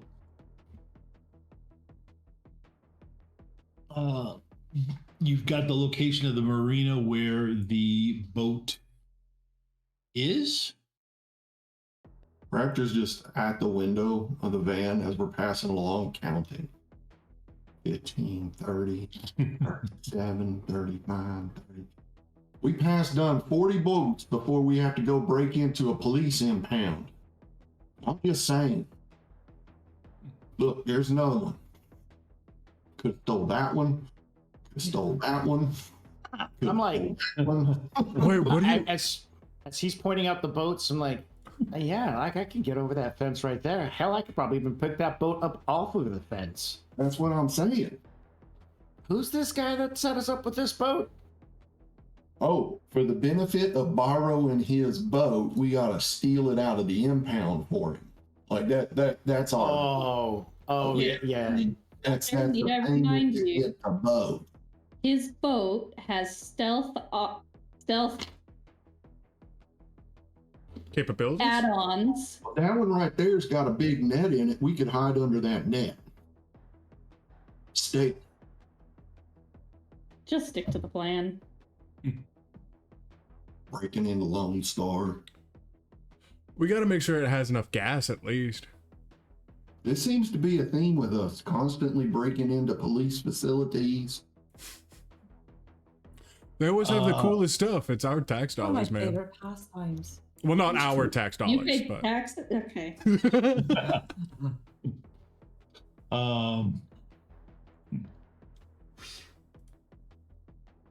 Okay.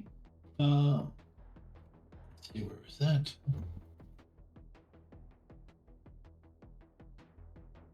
All right, you guys are down near. This is a particular marina off of the point, off of the Seattle docks. It's near it, but not specifically part of the docks. The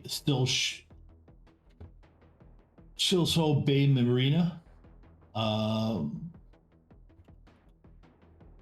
it's easy enough to find. you get close to it, you can see that it's got a 3-meter tall fence blocking it, blocking access to the place, cameras on top. Anybody else? That's the stuff that's obvious. Let me know what else you're doing to take a look at this place. What if we come in by the water? I mean, I'm sure they got a drone in the water, probably keeping track, make sure nobody sneaks in through the water. Yep. But that shouldn't be a problem with Violet's skills. We come in via the water, up over onto the boat, do the lock. Have to possibly undo something. I'm pretty sure they're going to have some sort of drag chain or something like that just under the surface near the water's edge. We'll take care of that on the way in. Avoid all these cameras. Avoid coming in through the front gate. Pretty sure one of the 75 boats that we passed has some sort of scuba gear, something like that. I can take care of the chain or whatever's going to keep us from getting out of there. I take care of the lock on the boat. Robin, you drive us the heck out of there. You already got some sort of connection to water. I don't think your average Seattleite has scuba gear, even if they live on the water. All right, well then. These are normal people, Raptor. I think it would just take a little bit of luck, if you know what I'm saying. I can swim. I took lessons at the local pool when I was a kid. That, and also I swam against the tsunami that tried to destroy my hometown. So, I mean, I can swim. That one first before the kid thing. Yeah. That one's more impressive. Yeah, so I can swim. Okay. I figure with how Just many like get 'em- physical augmentations you can put on yourself, you could probably breathe. You can probably, well, not breathe underwater, but stay underwater for quite some time. Hold your breath for quite a while. I think there are, or there used to be, There's tanks. basically, internal air tanks. Yep. Oh. They're a handy thing. You just got to explain Very that you niche. got shot in the chest. A lot of my street Sams have had them because they allow you to just say, "I'm not breathing" for a half hour. Yeah, especially when like people have gas grenades and stuff like that. That'd be a lot better if most of the inhalation vector weren't also contact. Yes, it would, but that's true. Okay, so you are hitting you're scanning the we could look on the matrix. matrix Yep. Okay. so that we can stop making assumptions about their security. Okay. See what you're. Did you roll it yet? No, not yet. Okay.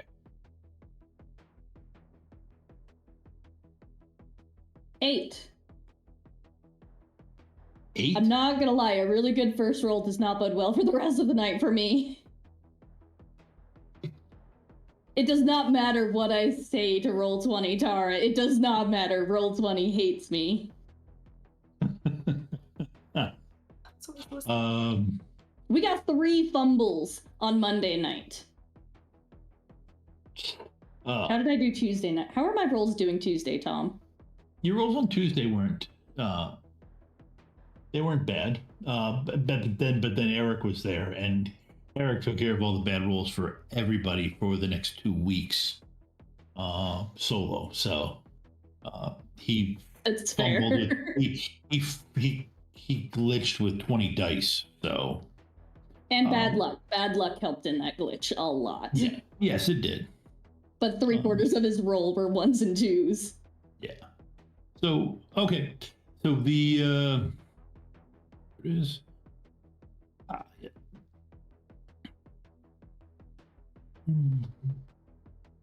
All right. So.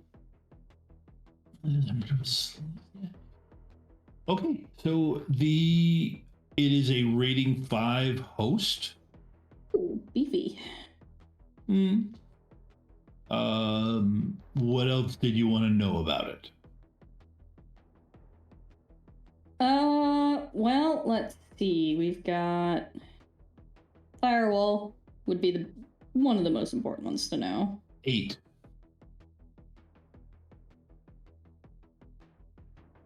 Attack. Attack is 6.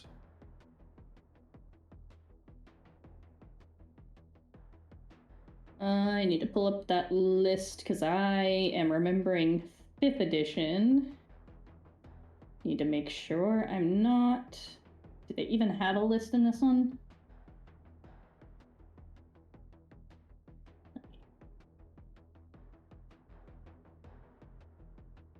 Am I able? Because I know you could in 5, I think. Can I tell what ice it has loaded, or do I need to be on the host to get that I information? think you'll be able to get the. It definitely has patrol going. Yeah, that's pretty much a given for Right. Yep. a lot of hosts.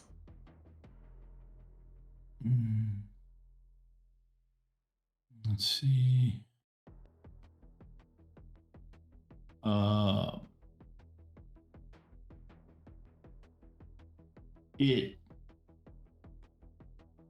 Yeah, other than that, the ice is not up right now. It hasn't been launched, so you'd have to be inside it to be able to spot that kind of stuff. Fair. I'll Okay. say. Definitely wouldn't be able to tell if there was a spider active on it from the outside. I saw a spider. There it is.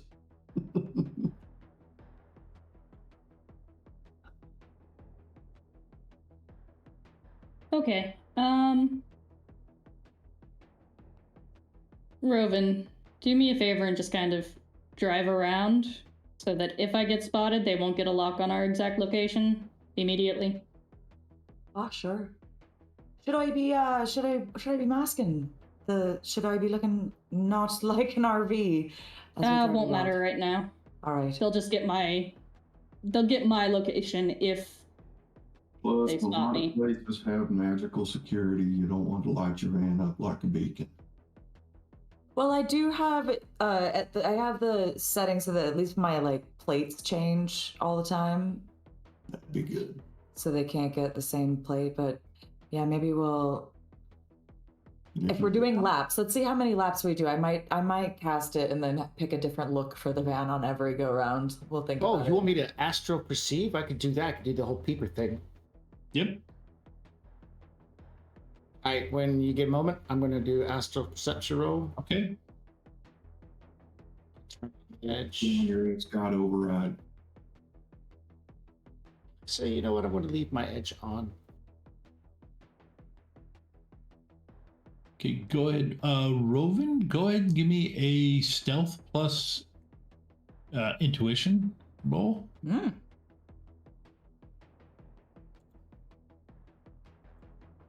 Okay. You are looking around.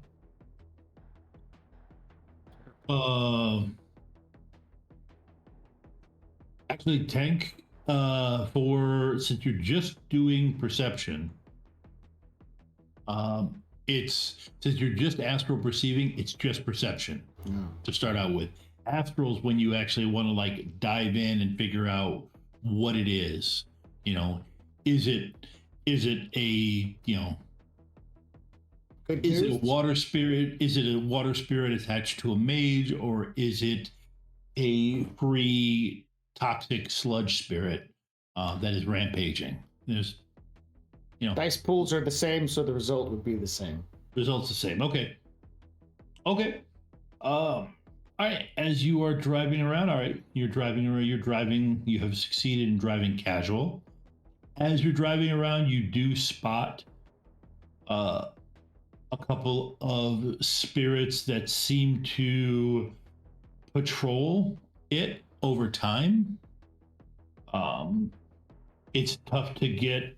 I'll just assume you now that you spotted it, you keeping an eye out for it. But it will be a a matter of how much other stuff you do to get a feel for their pattern.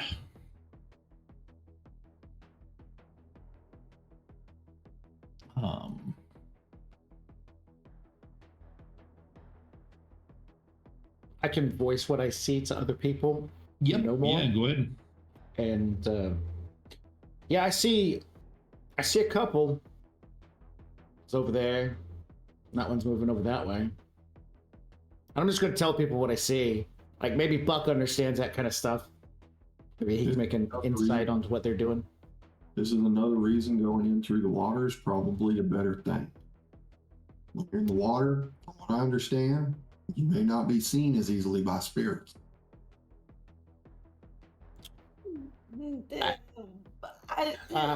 What if it's a water spirit?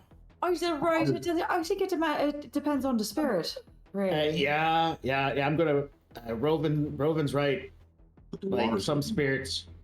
But are these Tom? The spirits that I'm seeing, are they particularly indicating that they are water spirits? No, they look like the ones you're seeing look like air spirits. These are air spirits. So I mean, maybe. But I will say, you wouldn't, with the way Astro works, you wouldn't be able to look into the water. So the air spirits would be able to see somebody underwater. You said would or wouldn't? Would not. Oh, would not. Oh. Would Yeah, not. the water's alive. Like you can't see Astro through it. Yeah. That's why you can hide from stuff in the bushes. Yeah. Because they're alive. You can't, well, strip that. You can hide from stuff in real bushes. Right. If you hide from stuff in plastic plants, you'll probably stick out. Raptors made that mistake. That's how he knows. Yeah. No. And I hid a very dangerous magical creature in a whole bunch of rags filled with moss and stuff like that. Because nobody could, even somebody who perceived it, they just saw all the moss and all the different things that are alive in this guy's clothes. Okay. Violet, what are you doing? Double checking what programs I have running. But anyway. Okay, well, yeah. What ones do you have running, by the way? Currently I am running Exploit and Overclock. Okay. And checking my attributes.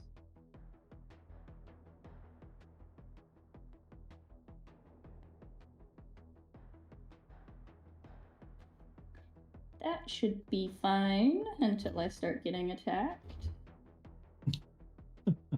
Okay. But it's fine because I'm gonna do a probe, obviously. Okay. Oh, I need my edge counters. And bury them from my desk. I'm gonna be spending and gaining a lot of edge doing hacking.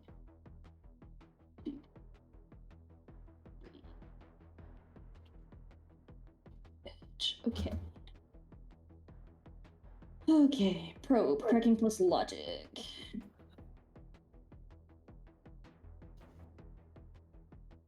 With my agent's assistance. Wow. I'm off to a strong start tonight.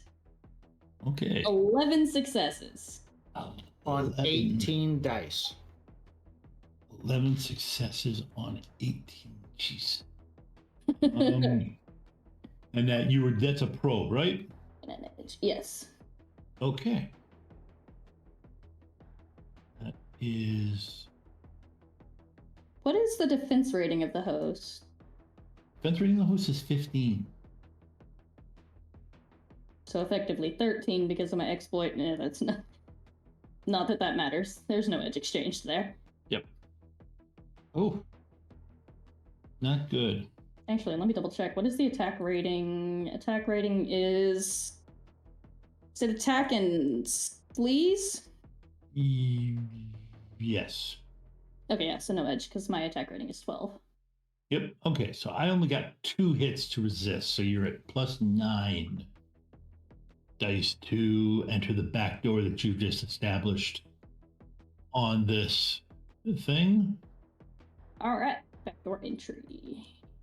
Go ahead and give me a backdoor entry, and also 7. Okay.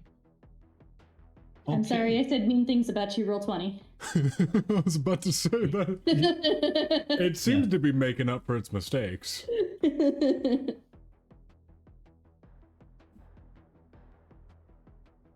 No, it's not. No, it's not. No. Oh wait, I forgot the extra dice. I forgot my 9. You got you got 9 extra, so yeah, you still have a shot. Oh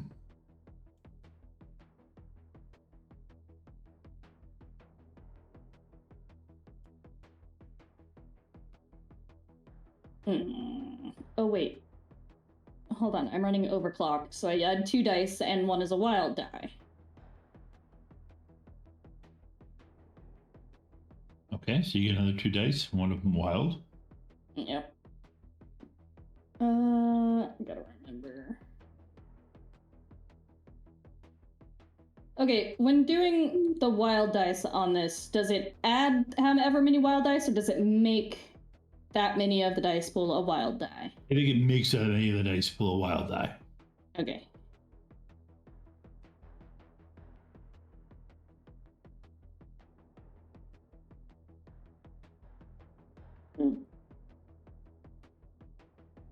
Okay, so we got 9.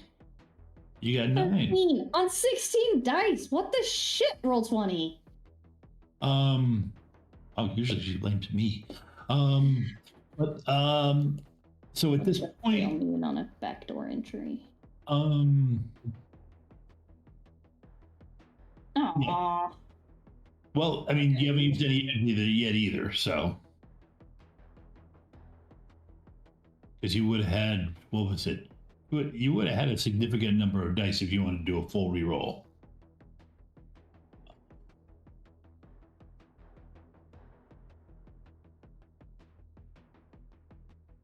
Did you edge that roll at all? Yeah, I think I'll edge it. Me? Did you already? No. Oh. Okay, So yeah, I'm gonna reroll all my failures. That's 11, 18, 20 dice that are being rerolled. Yep. Is that how math works? Yeah. Okay. Does the wild die get rerolled on this? I don't use wild dice very often. No, wild dice does not get rerolled. Okay. Cannot be, the effect of it can't be rerolled. You can reroll the wild die, but it doesn't. It's no longer a wild die, basically. Basically, yes.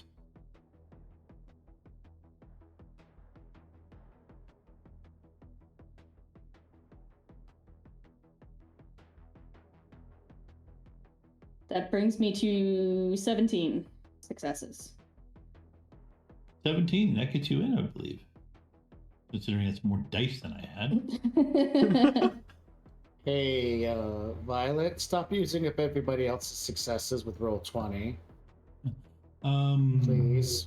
I need these. Don't you worry, thank The bullets come toward me. Exactly. We'll cause all the problems.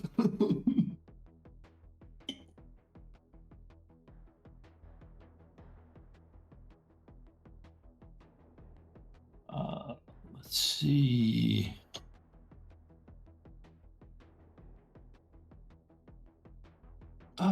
See? Ava, can you please roll willpower plus firewall? My firewall. Oh, my firewall's better than it used to be. Good. What is it? 6th.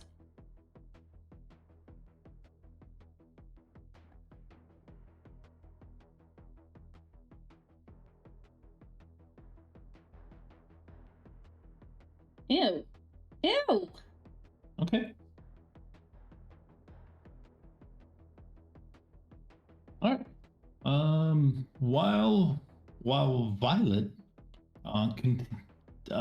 thinks about the implications of the role that she really doesn't know she did, so I guess while Ava thinks about it, probably time for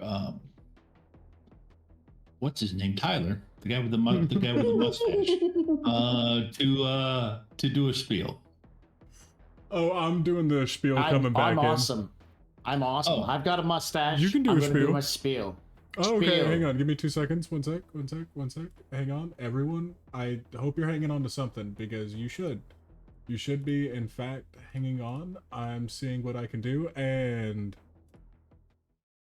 there you go. So we're doing the Rem PC thing, and there's this awesome giveaway. You should totally put in hashtag Rem PC because, like, it's got a lot of. This thing is amazing. Do you know what it is? It is a miniature-based game. It is fantastic. Put in Rem PC. Get yourself a copy. We'll be back in 5, 10, 15, 20 minutes, something like that. Bye.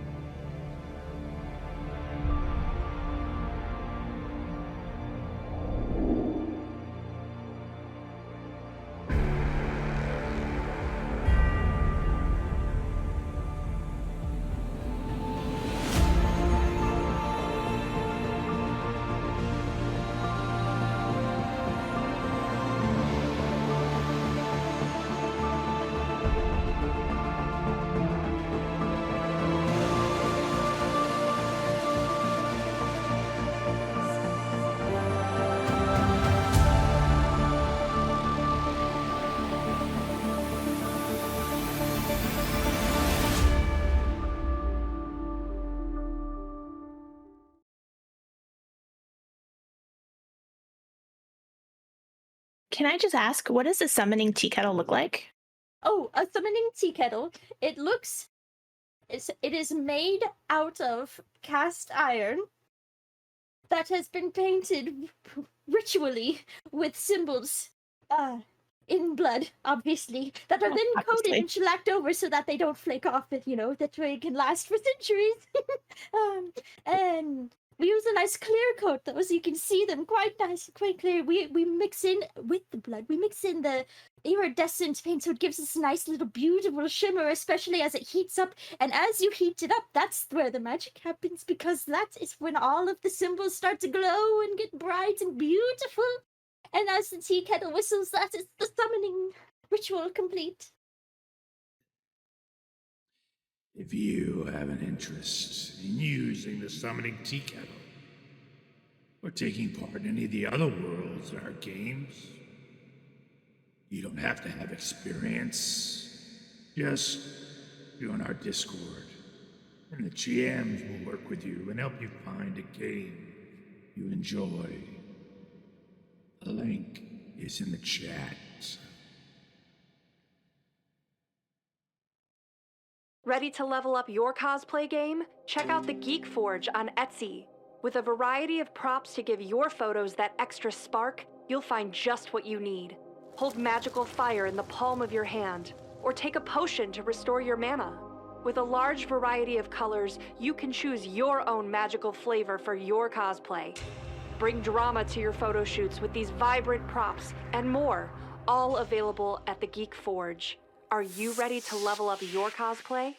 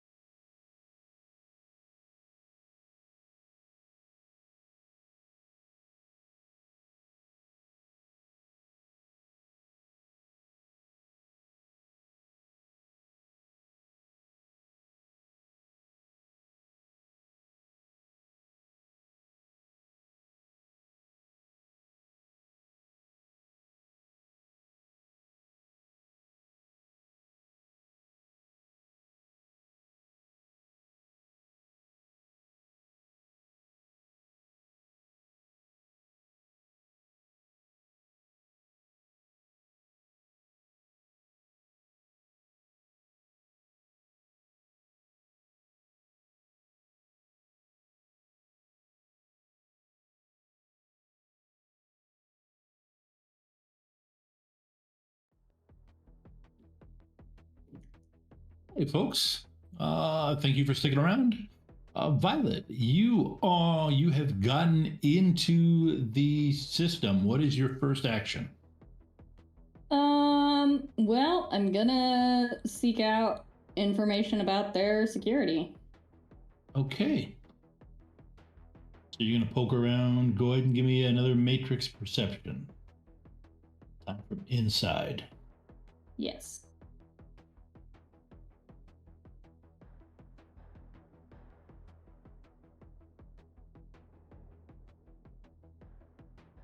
Actually, before you, did you already make the roll? No, not yet. So we're primarily utilizing my knowledge of security techniques. Mm-hmm. Can I use, what was it called? It was in here somewhere. I know it was here. Can I use Inspire Competence to make this like a pseudo teamwork test to like talk through it? In order to give a point of edge, if that would be useful. Considering she's looking for both matrix and physical, sure. Perfect. Okay, so. And because she's going to need the edge. And also, there's 2 other dice for teamworks because we just click. Right. Ooh, so then I get a modifier +2, or she gets a modifier +2? Influence and Guys, charisma. I just wrote it. I just wrote it. You expected me to remember something I wrote? Okay, so this is leadership. Is what I'm saying. So I can roll with a specialty or an expertise. It's a +2 dice on teamwork test, so you get an extra 2 dice. Oh, okay. Okay, I do get when you're trying to help. Okay. And I am going to be doing perception and with my knowledge on security. Sounds good. So throw a 2 in there and oop. 7 hits. Okay. Okay, and Tom, I have a question about the programs that I'm running. So, would overclock apply to each of my matrix actions that I'm taking, or can I choose whether or not to overclock a certain role without having to fiddle with action economy and whether or not I have the software running? Just intentionally throttling your programs. It's fine either way. I was just trying to like figure it out, and there's not a whole lot on the program section. It's basically here's a list of programs and what they do. Yeah, you're right. I was just looking at that. It's at 2 days to major over to 2 days to matrix action.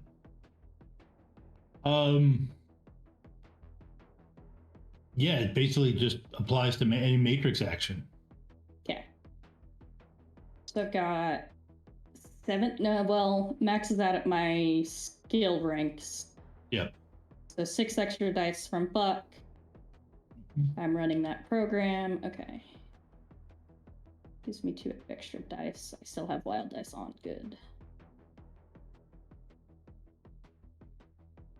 Wow. Only 5 successes. On 22 dice. Okay. Enough? It's enough, yeah. Yeah, it's enough. It'd be me.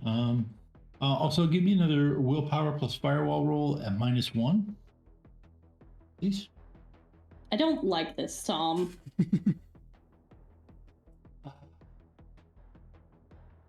Okay. I can live with that. Yeah, I'm sure.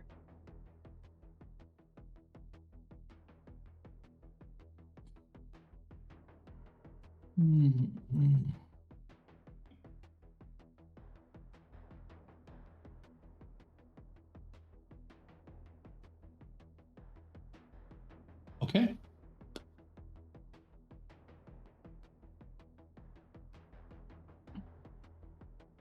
right.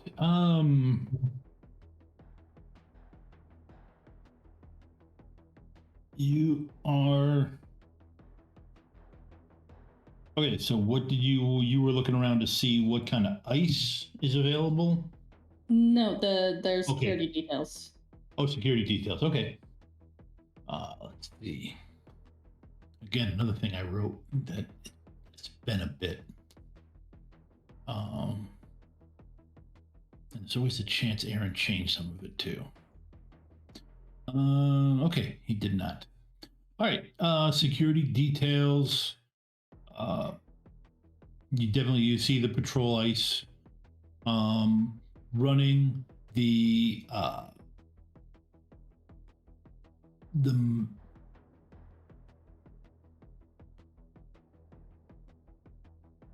you can see that they have there is some drones that appear to be slave to it that are in the water. And one rotodrone that flies an occasional route. Flies a route every 15 minutes. It's currently docked. Otherwise, it's your maglocks. Your maglocks and information on maglocks, including locks on some of the boats, on the boats themselves that are maglocks, and cameras. In addition to that, there appear to be some sensors in the water.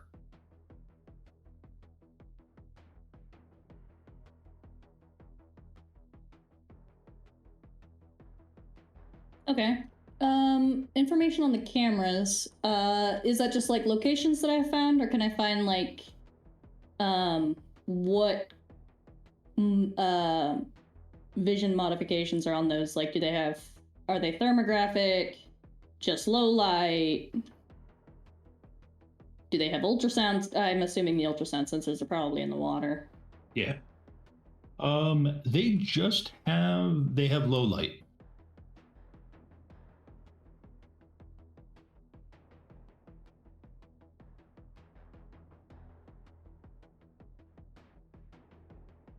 Okay. All right, now I'm gonna see if I can find out where exactly the boat is that we're looking for. Okay. All right, give me an edit file roll.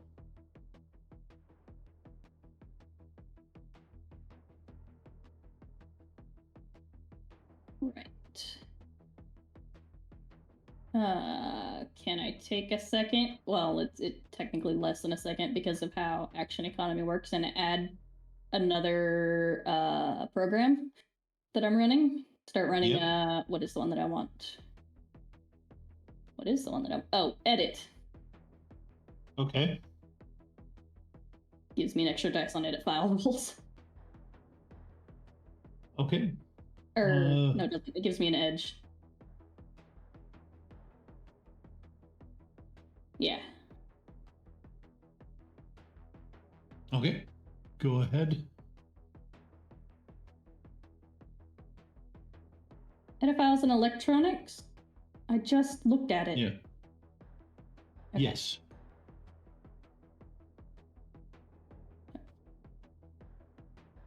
I would get 2 dice because of that. Oh, I forgot that last one should be a wild die. Let's see. It's a 1. It's a 1. So what does the wild die do on a 1? I believe only 6s count for my successes. Yes, so that drops your 6s. That drops you down to 4. Yeah. 4 hits. Yeah, 4 hits. Which still beats me by 1. So, yeah, you're able to find. Oh, I have an edge that I have to use on this roll, or use it. I'm just going to re-roll one of my failures. Okay. Ah, hey! 5.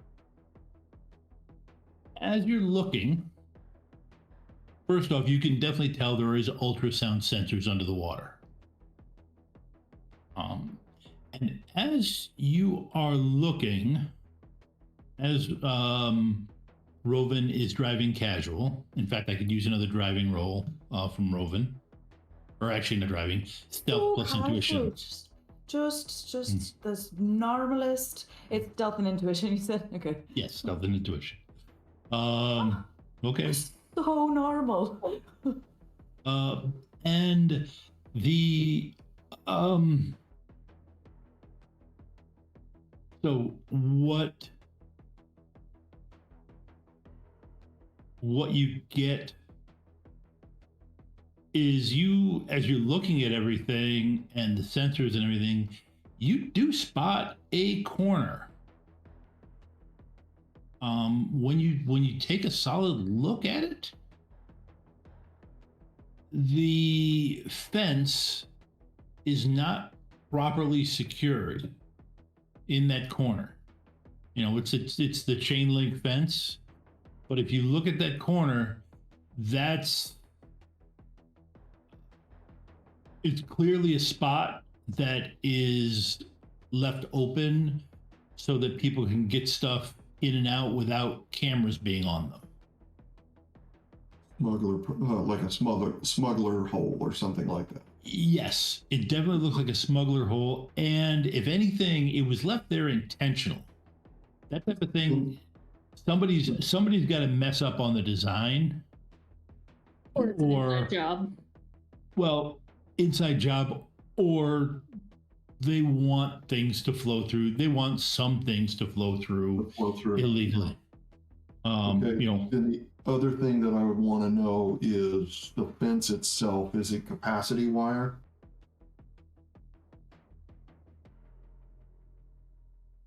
No.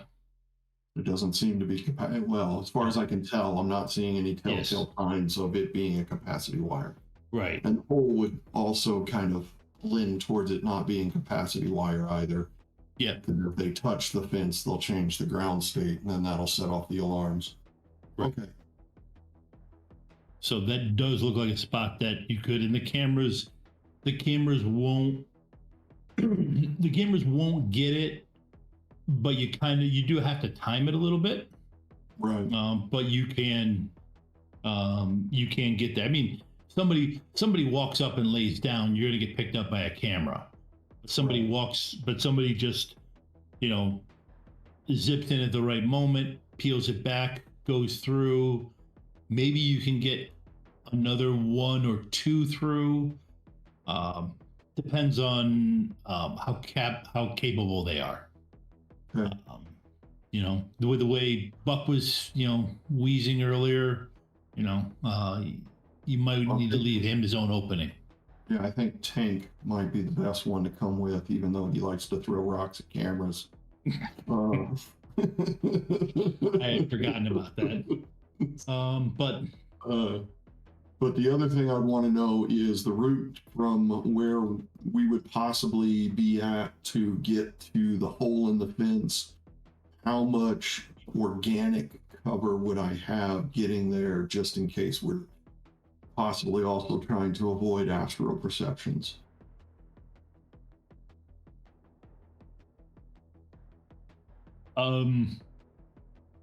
Right now, not a lot. Looks like somebody recently just clipped everything back. Yep. And then any browning of grass patterns that might look like where they would be pressure plates. No, there's not. Okay. And Violet would have been able to feed back that she didn't see anything on the pressure points on her scan. Technically, I could have been doing that in AR, so I probably was. Mm-hmm. Well, team, it looks like we can possibly get through the fence right there. And I would have I would have taken pictures of things as we were passing, so that I could actually bring them up for people. This is a program I think he would actually know, since he does security, and this is something that he would use often. So that he could go, here's where the cameras are, here is where the hole in the fence is, we can get back there. We can either go in through this fence here, but then we have the problems of not knowing what's on the other side of this building. We're gonna have to think on the fly once we get around that corner. Or we can come in through the water, but we're gonna have to have somebody take care of any drones or anything like that, and there's an ultrasound sensor in there, and I don't think anybody's carrying with them an ultrasound projector or anything like that, or like a ultrasound flashlight that's going to blind those cameras, those sensors. I do have a handheld ultrasound sensor. And I have grenades. But the sensor's not going to emit ultrasound. We need to emit ultrasound so that they don't. That's how ultrasound works. Oh, it does emit? Yes. The sensor just the passive receptor. The sensor, not the ultrasound link. The sensor is what sends out the ultrasound waves. The link is what files them back in. Got that too then. Does any of my grenades make ultrasound? Because does that count? Oh, so the link is the passive one that's just receiving the signals. It's receiving the signal from what the ultrasound sensor picks up. Sending things out to bounce back. Got it. Okay. Yes. But correct me if I'm wrong. Using an ultrasound sensor that way will immediately trigger their ultrasound sensor. Most likely, you would have to suppress any alarms. I could throw a grenade. That'll suppress the alarms. Suppress the alarms, so it doesn't matter. Hold your grenades for now, Tank. If we need them, we will let you know. That will only happen if they already have caught on, but using your grenades before any alarm, using your grenades, I can probably silence the alarms. I can't silence their ears from anyone who will have heard your grenades. Then we kill them. That'll silence their ears. I'm thinking Violet gets so cute when she's trying to keep Tank from blowing stuff up. I gotta say, the grenade is back to our standard signal. Mohawks out. Mohawks out. Poof. You start chucking grenade. Got it. Right.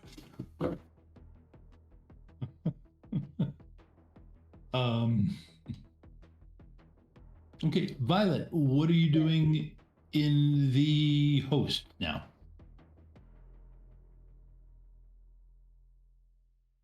Was there anything else anybody thought I'd need to search for that Ava isn't thinking of?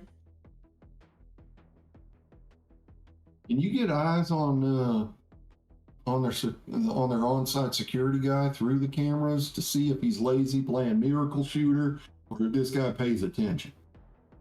Yeah, is there yeah, give me a second. I'm gonna search on their host any first details.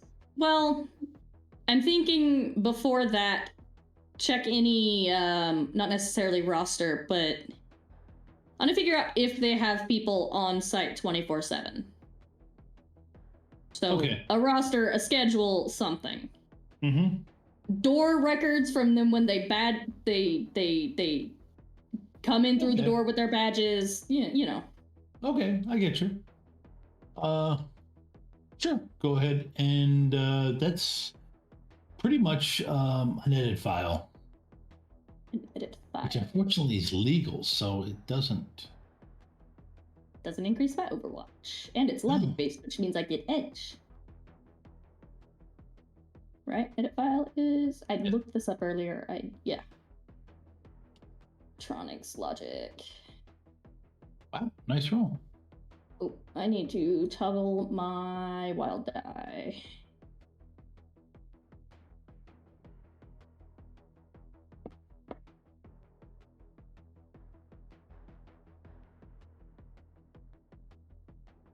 My wild die was a 6. 12 successes. Okay. Yep, you can see when the last guy checked out.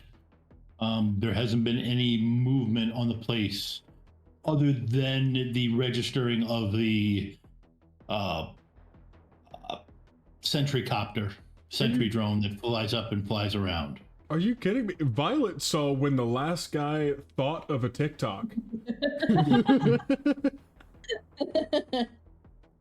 That's insane. Wild dice. Wild dice are great when they go great. Holy cow. Because that counts for 3 successes. Oh. Stop it, Tom.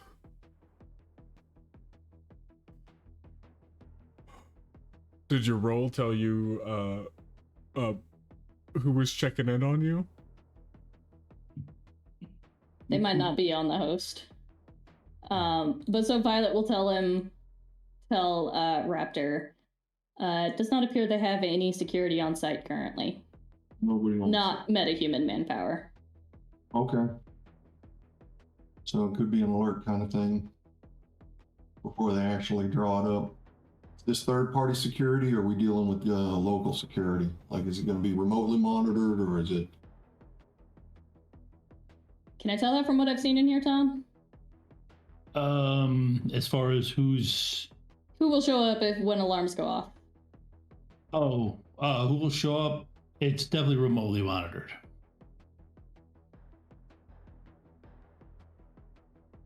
So I'm thinking as long as the alarm doesn't make it out of this building, and any small mistakes we make in this stealth should be good. The ultrasound's only in the water, which makes it extremely difficult for us to go through the water in the first place. You would have to suppress the alarm, and then the alarm's going to go off sooner or later, later on down the road. If the ultrasound was at least above ground, we could make it pass without the ultrasound detecting it. In the water, it's really, really hard. It's not as hard over ground, but it is really hard in the water. Yeah, but in the water, they probably get false alarms continuously. So they have to have some sort of program that shifts through them as they appear and so program actually raise an alarm. I can probably. Human. Yeah. Only we had a dwarf. He could be mistaken as a fish. Well, couldn't you like see what it's going to do and then tell it no, that's not a person, that's a fish? Yes. Wait, does it? Did you have that file? Can't Rovan make isn't there a water snake or something? Sorry, I don't know all of the Shadowrun rules, but is that not maybe something that could perform some recon? Yeah, summon a water spirit that swims through the water realistically? Is that a thing? Yeah. This is Buck talking. Yeah. Right, yeah. Well, yeah, absolutely. Eva, can you go ahead and roll me those 6 dice again? Do I have to? Huh. This is kind of like the age-old question: does a ghoul walk on water? Because they exist both in the astral and in the regular. But they're not moving through the astral. They're dual-natured. They're not spirits. They're not projecting mages, unless they're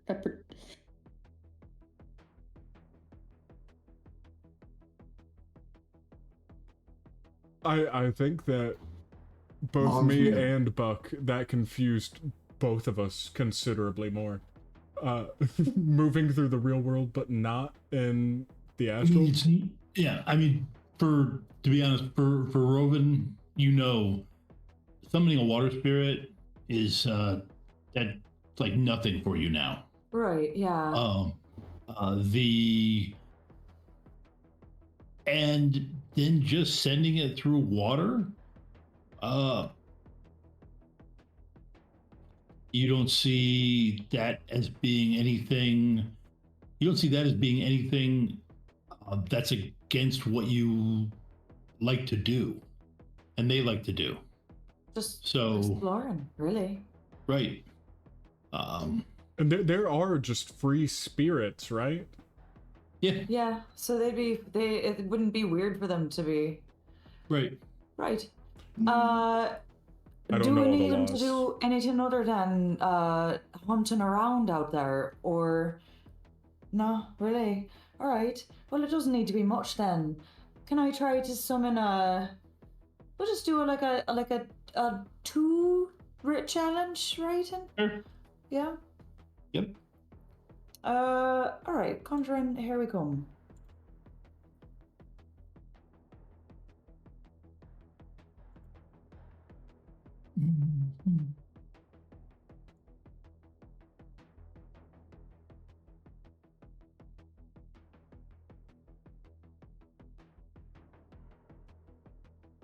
Okay, you got 3 services. Does Robin have improved invisibility spell? No. Yeah. That might make us more visible than less visible. From my understanding in the stealthing, it's happened to me a couple times. You put the invisibility on top of me, and all the creatures in the astral can see me better. Huh. If I had just moved along.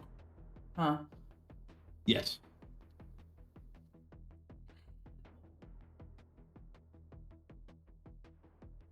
I keep on It'd be forgetting. like being in the dark and turning on the flashlight while you're trying to sneak. I could definitely see how just a free spirit wandering around with invisibility suddenly doesn't feel like a free spirit anymore. Ava, when you get a chance, please. Oh, sorry, I had my PDF pulled up, so I wasn't seeing roll 20. Yep, no, that's fine. I think the one question that we haven't asked, probably should have asked, is who can drive a boat? You can drive a boat. I've been driving boats this entire time. You've been paying attention.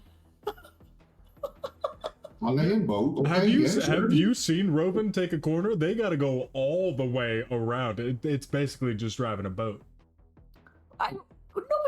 We woke up. I woke up on a boat. You weren't there with me. I forgot about that part. Oh, they yeah, that's abandoned you. right. When we weren't remembering what we were supposed to remember. Right. Oh, Tom, I did think of something that I should probably check while I'm on the host. Sure. Is there a spider? As you've been in here, well, now that you ask, yes, one has popped on. Okay. Go ahead and give me a hide roll.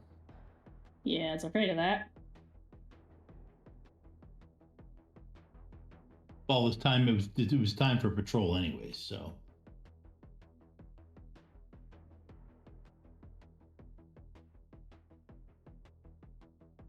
Oh, good. That was you. I thought that Okay. was. I thought that was Violet's roll. I have time to slot my stealth program, right? Before I make this roll? Yeah, if you want to, sure. Okay. I'd rather have edge than not. Hide is, especially since I don't gain an edge on this because it's a cracking roll. Or, intuition, rather. Is this a hacking or no? No. Oh, but I am running overclock.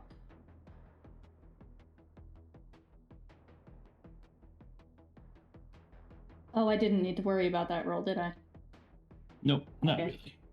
really. I just saw your roll. Well, that one, no, that was just the host perception.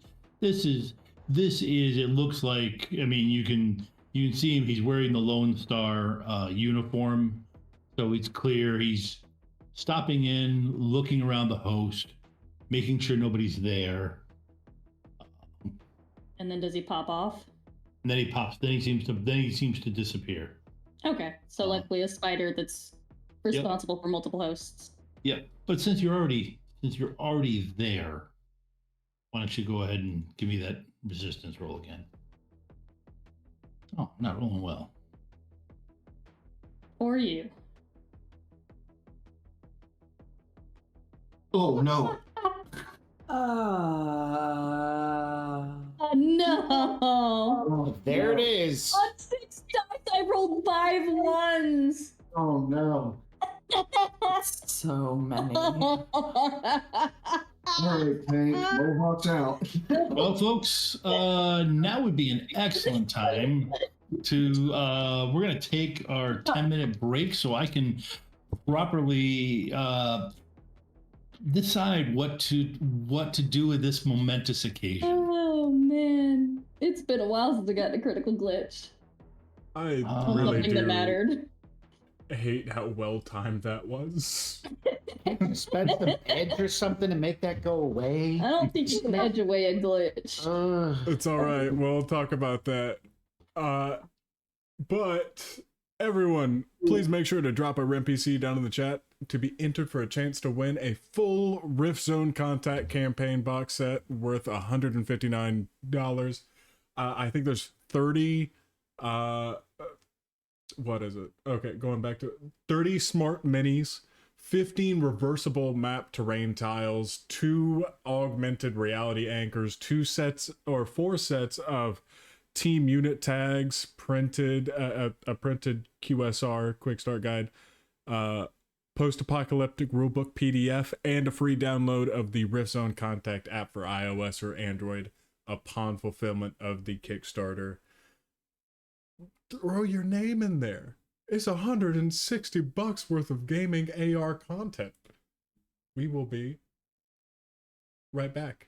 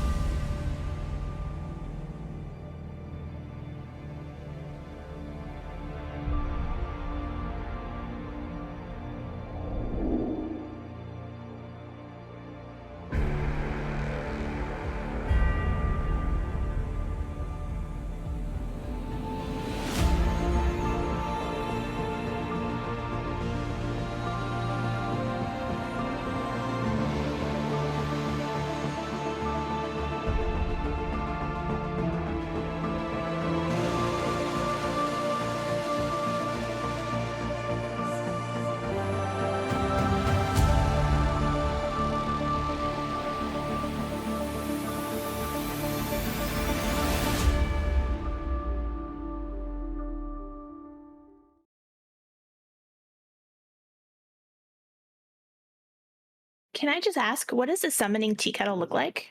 Oh, a summoning tea kettle. It is made out of cast iron that has been painted ritually with symbols in blood, obviously, that are then coated and shellacked over so that they don't flake off, that way it can last for centuries. And we use a nice clear coat though, so you can see them quite nice, quite clear. We mix in with the blood. We mix in the iridescent paint, so it gives us a nice little beautiful shimmer, especially as it heats up. And as you heat it up, that's where the magic happens, because that is when all of the symbols start to glow and get bright and beautiful. And as the tea kettle whistles, that is the summoning ritual complete. If you have an interest in using the summoning tea kettle, or taking part in any of the other worlds in our games, you don't have to have experience. Just join our Discord, and the GMs will work with you and help you find a game you enjoy.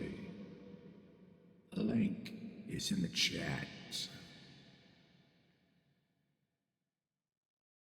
Ready to level up your cosplay game? Check out the Geek Forge on Etsy. With a variety of props to give your photos that extra spark, you'll find just what you need. Hold magical fire in the palm of your hand, or take a potion to restore your mana. With a large variety of colors, you can choose your own magical flavor for your cosplay. Bring drama to your photo shoots with these vibrant props and more, all available at the Geek Forge. Are you ready to level up your cosplay?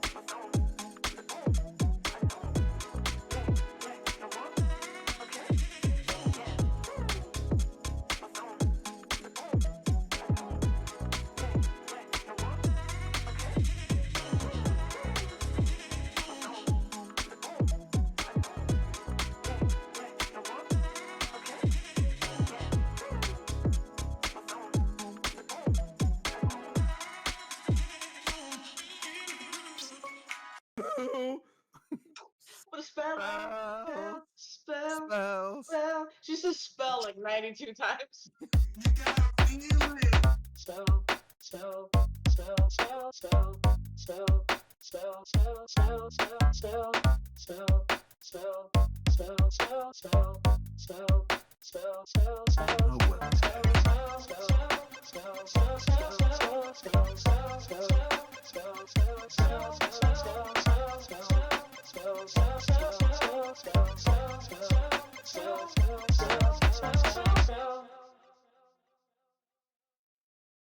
You get to play with us now, which is so exciting.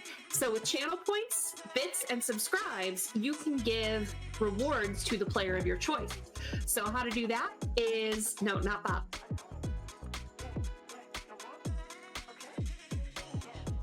Channel points, I believe it is 500 points, gets you NERPs, which is +3 to any dice roll to the player of your choice. For 1,000 channel points, you can do a point of edge to any player. And for 2,500 channel points, you can do 4 edge to the player of your choice. Now for bits, for 100 bits, that's $1, you can do the NERPs. For 200 bits, that's $2, you can do the point of edge. Or for 500 bits, that's $5, get 4 edge to give to the player of your choice. And finally, again, the subs, if you subscribe, you can give 4 edge to any player.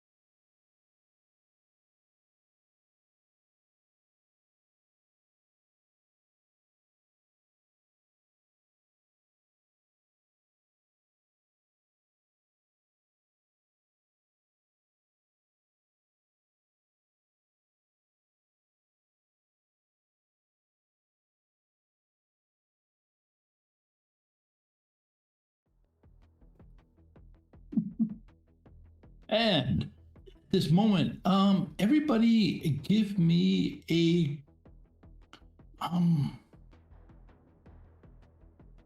guess I'm gonna go for the composure roll.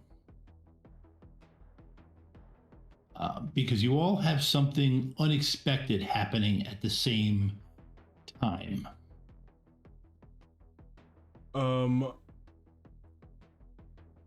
my composure roll, I am going to add. Where'd it go? Where'd it go? Con. Yes. So, with Poker Face, adding con to my composure roll. Okay, that.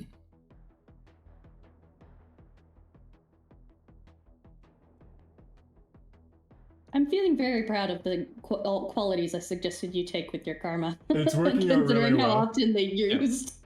Yeah, no, Okay. listen, if it's a quality, I'm gonna use it. Okay. Violet. Yes. You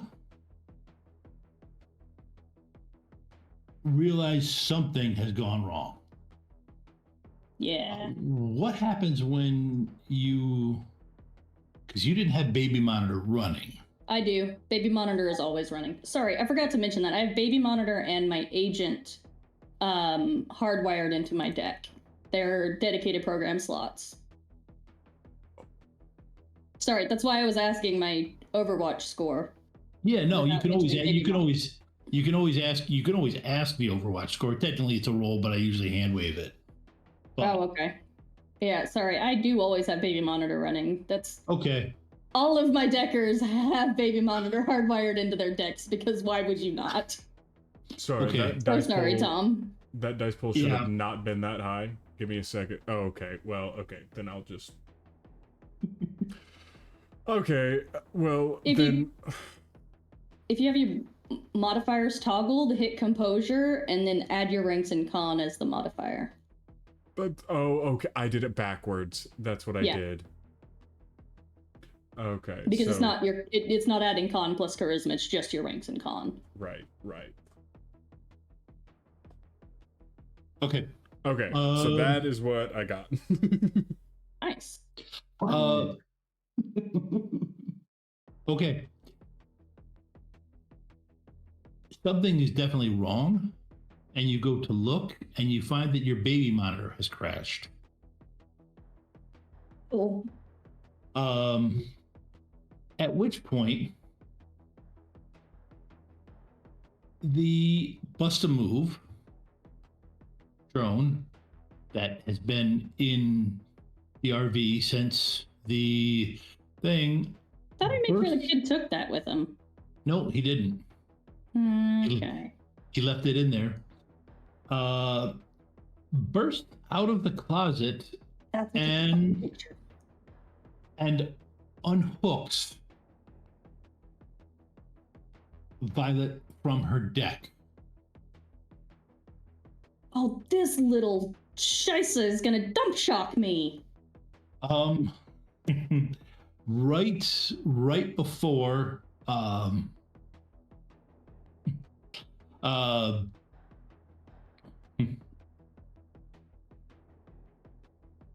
and as it does, you hear its mechanical voice say, "Convergence danger, convergence danger." Okay, And can't be angry at it. And it unhooks you from your deck. Just as your deck starts to smoke.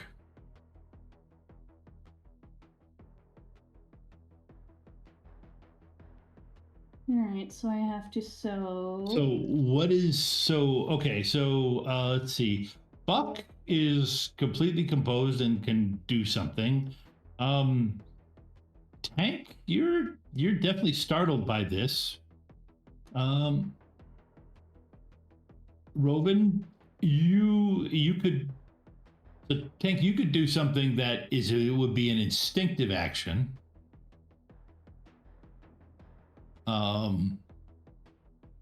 And I would say, let's see, what Raptor got 1, so Raptor's kind of Same thing as tank. Yep, Raptor's in the same thing as tank, except Raptor's instinctive actions tend to be less of a explosive variety than tanks are. But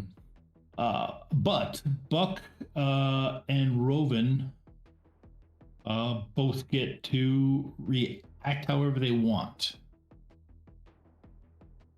And this is just to seeing smoke billowing from Violet's Yeah, death. you literally the Busted move jumps forward, knocks the cord out of her deck, which I'm not sure. Actually, it's up to Ava. What have you told them about knocking the cord out of your deck in specific instances or anything like that? I can assume that like late nights out at the bar, we've probably discussed like Buck gets sloppy, all right? Like let's just be honest. And like making sure like he doesn't like wave his hand around, you know, bumping out the cord. He's probably got I imagine the only time it would ever happen is because she's got an agent that's always running. And so there's some phrase or code that would be sent to whoever is nearby if like there were a situation where she were link locked and couldn't get herself out of the situation where she or the agent would send that message to have them yank her out. But otherwise, don't touch my data jack. Ever. Give me a memory roll.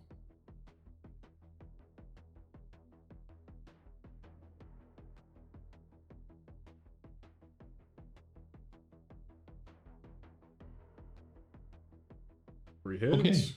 You would know the phrase convergence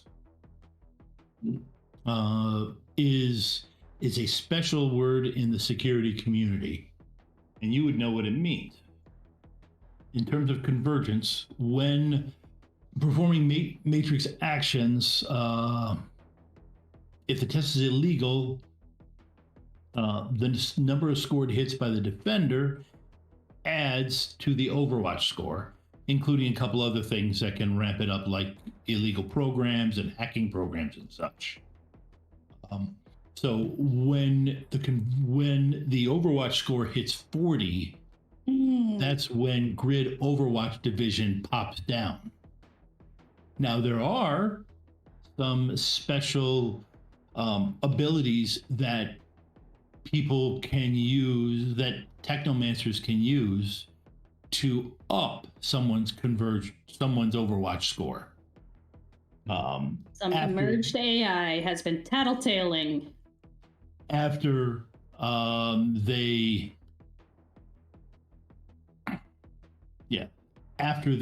it's resisted by the willpower plus firewall, which a technomancer can also take out someone's firewall first. So by doing all that, they can raise someone's convergent rate until Grid Overwatch Division decides to converge on someone, which breaks the deck, link locks the person, trapping them in the matrix, performs all sorts of fun unless somebody is there to yank the cord. So, but that also definitely causes damage. And Dump shock, would have, dump shock. Buck would have known that. So what the Busta move drone just did was cause a dump shock on Ava, but saved her from, or on Violet, but saved her from convergence. At least. And so that's what you would know from hearing the convergence. So I guess it's up to you guys what your characters do. I know exactly what I would do. Okay. So in Raptor's 2050 mind, The way you attack a Decker is you rip the cord out of their head to stun them before you shoot them, while they can't do anything. So in his mind, ripping that cord out is equivalent to I'm going to kill you. Mm-hmm. And his relationship with Violet and his protective nature is not going to play into that. And then his composure was a 1. Plus the thing said convergence, which he doesn't understand the word convergence in a Decker sense. He only knows what it means in English. And he's going to scream, "They're going to swarm us!" And he pulls out his whip to attack. Because they're going to converge on us. That's what this thing is saying. It's trying to kill Violet. Can I? Do I have a moment to try and stop him before he gets his attack off? I mean, really, So I'm I'd disoriented, but I'd like to get in there with influencer leadership to try to convince him not to attack as well. Yep. Well, he's got to draw the whip, so he'll definitely be able to pull the whip out. He'll definitely be able to whip it out. That's gone. That's already been stated. And there, I made our joke for the stream in that regard. I will attempt to, however, snatch up the bust a move. Not like angrily, but more to keep Raptor from destroying it so that I can talk to whatever is controlling it. Yep. So Buck, you can, if you got something to say, go ahead and say it and roll your influence to try and calm the troubled waters. No, very fair. I mean, I can do that, but that was mainly because of the during dump shock. What happens to Violet's nervous system is I soak a bit of damage and I'm disoriented for a few minutes. Okay. I thought it was bad. Okay. I thought it was a little bit more intense I didn't know if you'd be able to make that reaction to stop that. I mean, I'd like to get in between and say, no, Raptor, no. The bust a move saved her. It's okay. She would have been in a lot more trouble first. That would work. You're in close space with a whip. I'm trying to assist. It's retractable. It comes out and it goes back. I was going for an assist with my. Technically I'm defaulting. I mean, to be honest, you all know each other's stats as far as who's the golden talker. You can work that out. I don't need you to have to do a bunch. I gave you 5 assist dice. Yeah. So. And in that case, I mean, Raptor does trust Buck. Yep. But he doesn't trust creepy little dolls busting out of a closet trying to kill his goddaughter. They're very fair. As anybody who's seen a certain movie, Raptor hasn't watched a lot of horror movies lately. That's a valid. Trying to learn how to kill a vampire. Yep, that is a valid point. Dump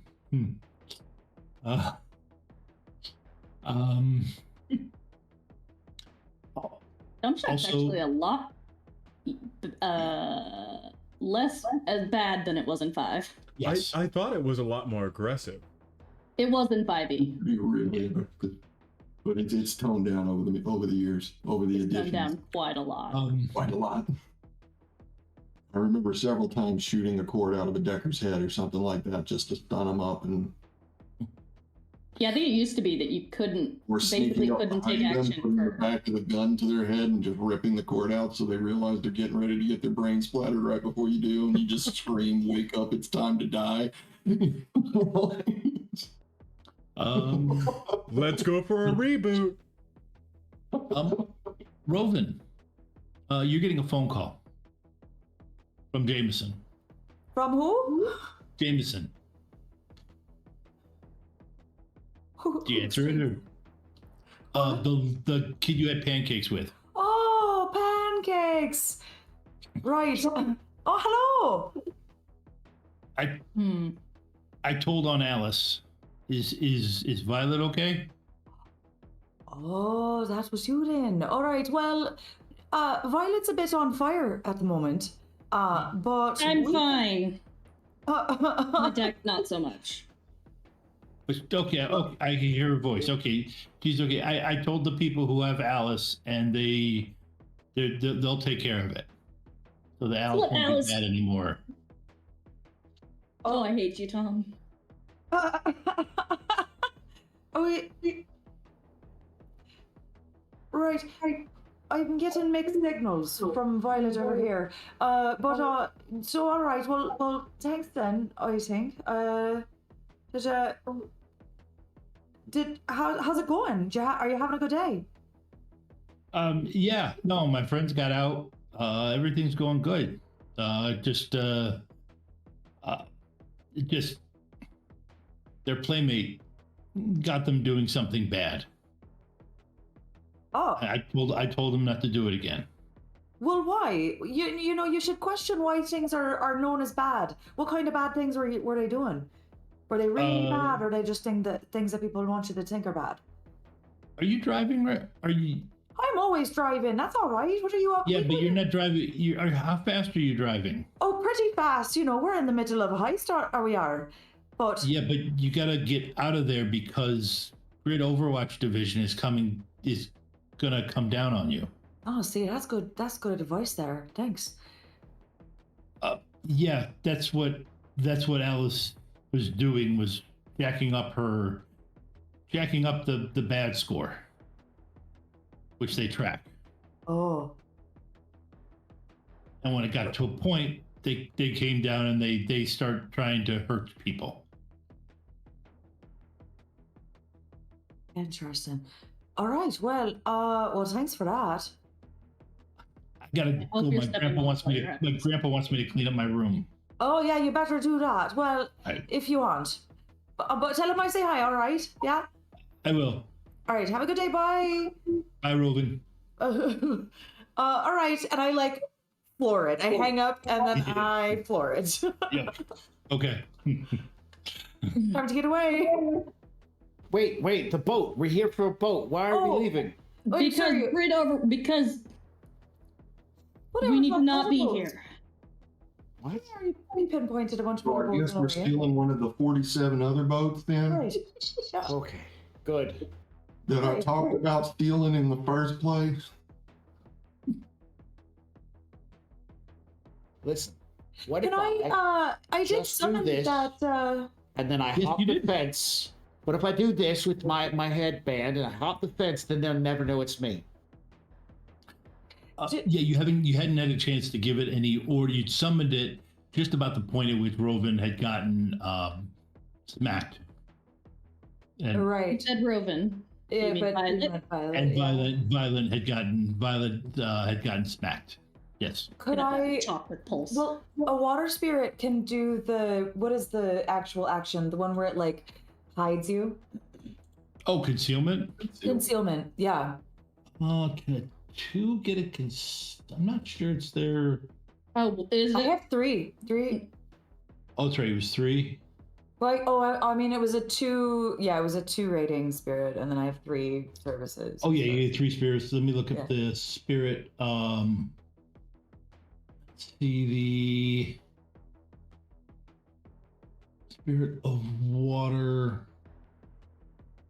Yes, it does come with concealment. So yeah, okay. Okay. But I I'm don't not know sure. if it can be done on a vehicle though. Yeah, Because I don't- target success. It can be used simultaneously on a number of average metahuman-sized targets, Yeah. or a number of much smaller targets. So I think anything bigger than a metahuman is just Yeah, and for a a force, no-go for concealment. yeah, for a force 2, it's definitely not enough. So yeah, it wouldn't be able to conceal the vehicle. What about what's coming after us? God. It's God, but if you It's get out of literally it's the the Grid Overwatch division. yeah, it's if you get out of the area, the deck is bricked, so they don't have anything to trace anymore. Buck would be able to tell you that. Okay. So give me several driving rolls. Yeah, right. I'll jump in for these, obviously. So. Okay. I think I've technically been rolling as though I've jumped in anyway, because that makes it intuition instead of logic, right? Yeah, it does. It was important to jump in to get there in time for the spider too, so I stand by that decision. So all right, here comes roll number 1. Okay. All right. Give me a couple. Yeah, give me a couple more. More driving. More driving. We're driving fast. We're driving, talking about I don't know, pancakes and cleaning up your room. Well, that's the question. What are you guys doing? Yeah. What are you guys doing in the back of the van? other than opening windows, because it smells like fried circuits.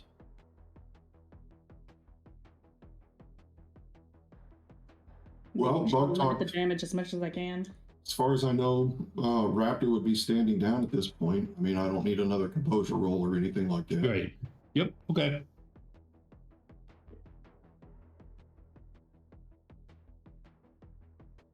I mean, All right. I listen. I heard that there was something that Buck could do, but would Buck know that he could do something? Is kind of the question there. Well, at this point, you can back up what Jameson said in terms of that there was no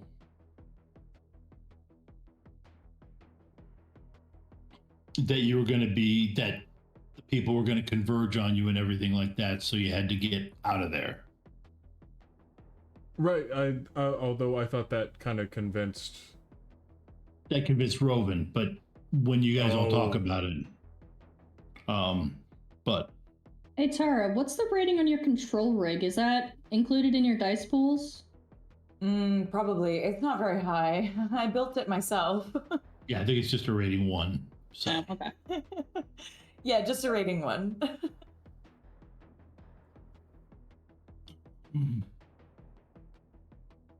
But is it in your dice rules though? Do you have like a +1 modifier in your dice? For your piloting rolls? Because when you jumped in, you would get +1 from the control rig. So then no, probably no, it doesn't look like it. That's just my piloting intuition is the 9. Yeah, I'd add your 1 into the mod column on your skills so you don't forget. At this point, no. Buck is just gonna double down and confirm with everyone that there isn't any going back right now. Not at the moment. Sorry, y'all. Like, Digital God is after us. I'm so sorry. Like, we can't complete this job right now. Should I disguise the van now? That wouldn't be a bad idea. Yeah, to change it. You're right. That would be. All right, let's do that then. I'll go ahead and I do have to upcast physical mask or vehicle mask in order to make it large enough. So that just increases the drain on it. But 2 didn't ask me to upcast it. So the drain I think is 4, yep. 6. Huh? Oh, 6, okay, yep. Well, because I had to make it bigger. Yep, you made it bigger, okay. Yeah, cover the van. So I got to roll drain for 6. Okay, and I take 3 stun.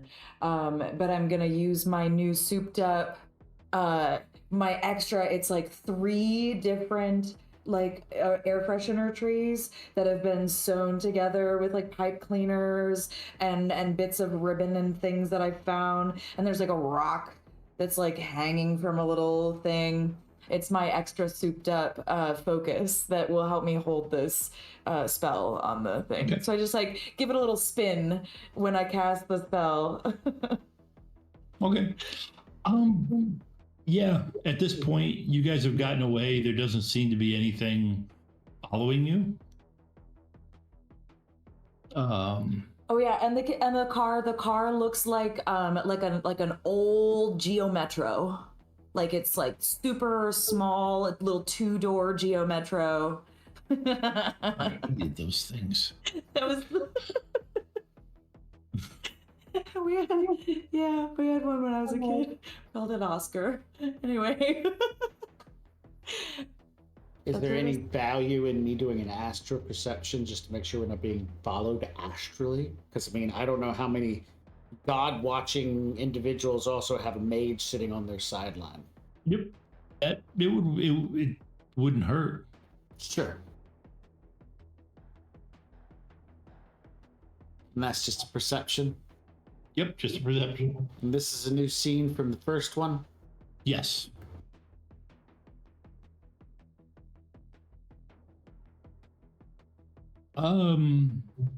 Okay.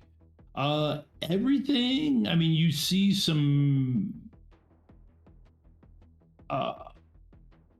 you did spot a couple spirits, but they just seemed to be free spirits that were interested in you for some reason. There does seem to be an extra amount of water spirits hanging about. But they all appear to be free spirits. It's not like they're doing anything. They're just kind of flitting around and playing. Yeah. So. All right. Then I will just assume, since none of them seem to be following, and I made 9 successes, I could assume that none of them seem to be acting in a peculiar manner to keep an eye on us. Okay. I'm gonna be pulling out my comm link that I rarely ever use, and typing out a message to Pulse. Because he's the one that was supposed to teach Alice right and wrong. Yeah, what are you typing to him?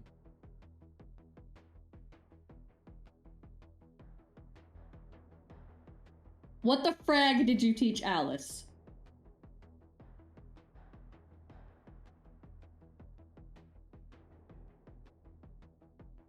Because she just about got me killed. Those are 2 separate messages.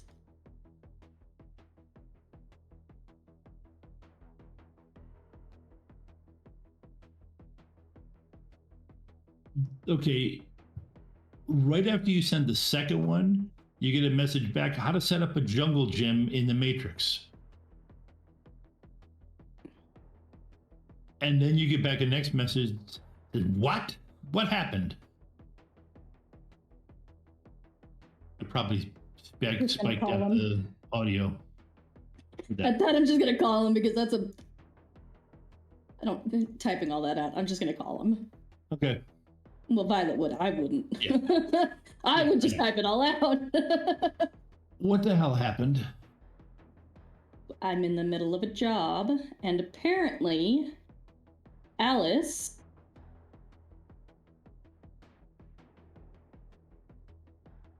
got me converged on.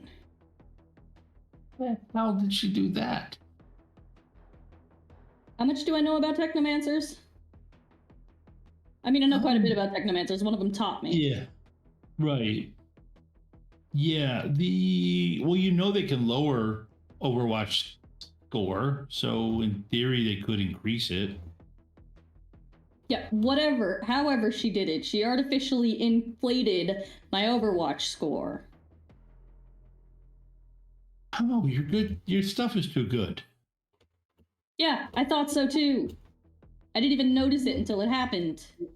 Thankfully, a technomancer toddler that we did a job for a while back has apparently also been keeping an eye on us, which I'm not too happy about, but I can let it go in this situation because he pulled my cord before I was converged on. You have a toddler in Robin's vehicle? No, he's with his grandfather. And he pulled your cord. Apparently he left his bust-a-move in the van. And either he or one of his little Matrix spirit buddies was in it.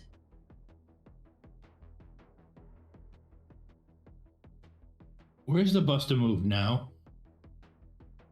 In my lap. I had to keep Raptor from destroying it. Still not sure Raptor's wrong. Yeah. That was before I knew it was the kid. Because he called.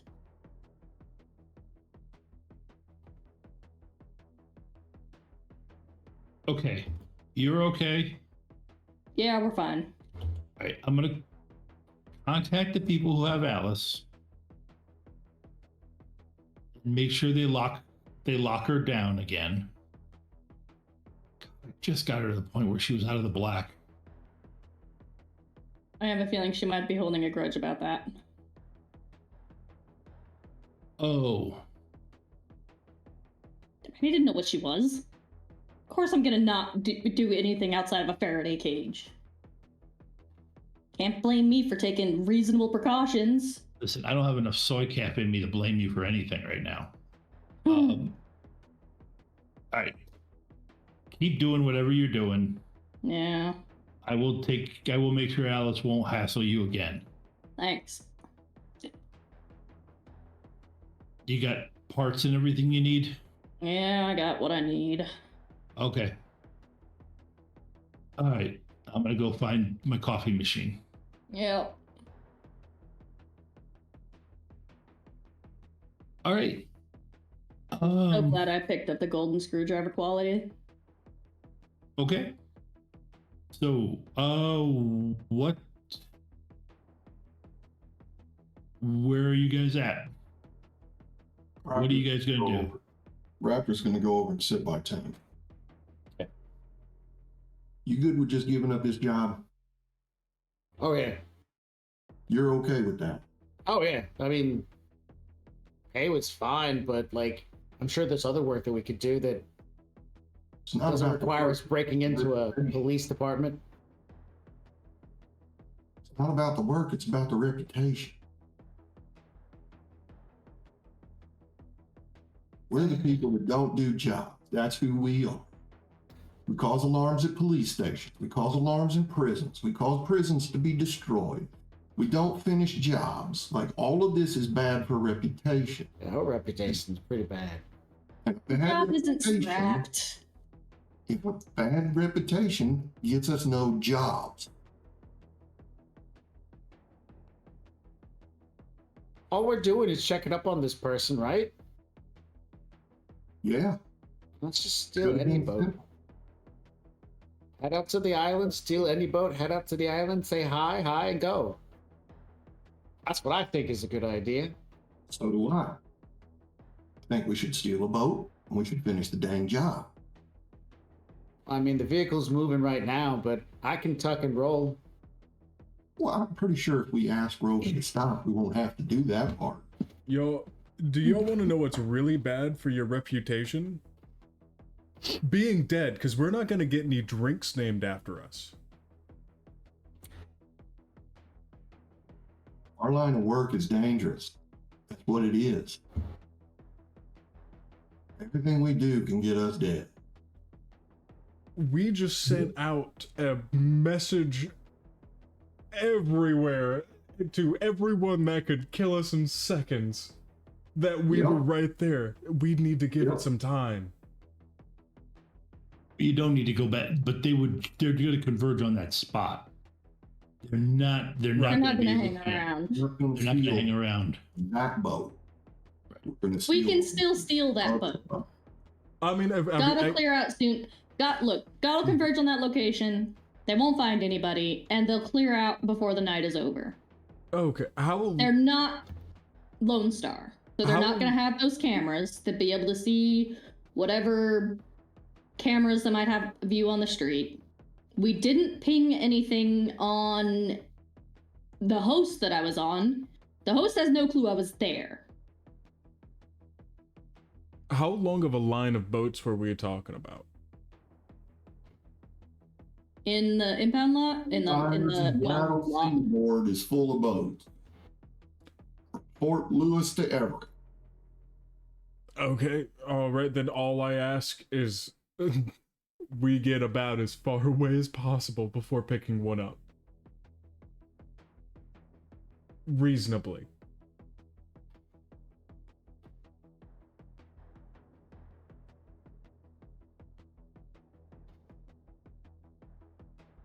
I don't think Violet can protect all of us at the same time, especially right now. We don't really need, like, Violet's important. I'm not going to say she's not important, but I used to have to sneak the Decker in to do their job. We used to have to sneak them in to get jobs done. Like, we used to do this without needing the Decker to do it all. Like, this is the way we operated. And Violet is amazing.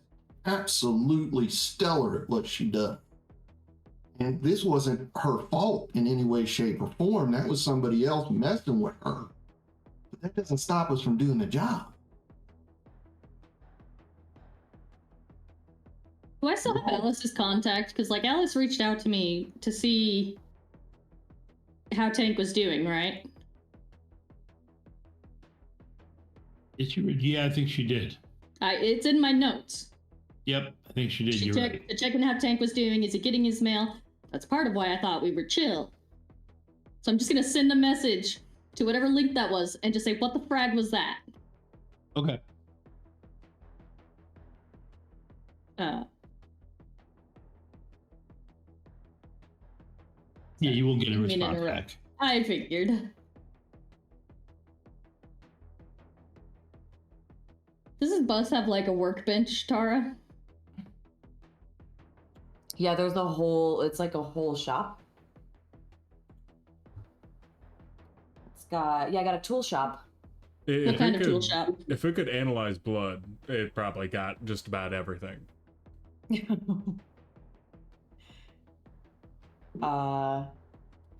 Because tool shops are for like specific skills. So like I have an electronics toolkit and a hardware. Well, okay, I have a hardware tool shop, but that's at my house. I don't carry around a shop with me. Oh, this would be for like mostly for like jury rigging. So it'd be like hardware. Stuff. Yeah, hardware. Yeah. Okay. Okay, so you guys were talking about what boat you were going to try and steal. And I don't know how crazy Overwatch can get, or unless I've had any runs like that in the past. But they'll be very specific about that spot in that area. They will look, but they'll also figure that the Decker just got himself smashed and ran.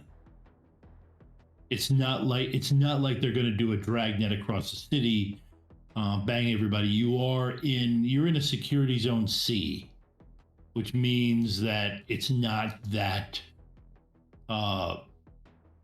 there's not that much there, and there's plenty of places to hide. Mm-hmm. So they're not going to be. They're not gonna go through. You guys would be able to make your way back to the thing, and like Raptor said, steal another boat. You just have to literally, the mechanic would be, give me a everybody who's looking, give me an edge roll to find another boat to steal. I figure at this point Violet has like made her way back to the tool bench and she started working on her deck. Yeah, no, you wouldn't be looking, so.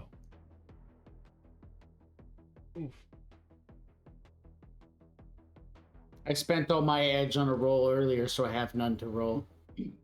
No, it's just your edge stat. It's your entire edge pool. Okay, then I abstain. We already had one critical glitch tonight. I have 3 dice. I'm not rolling. Am I able to look while I'm driving? Yeah. Oh yeah. I mean,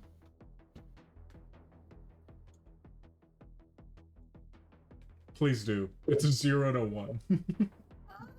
Oh no. It's not a glitch. It's not a glitch.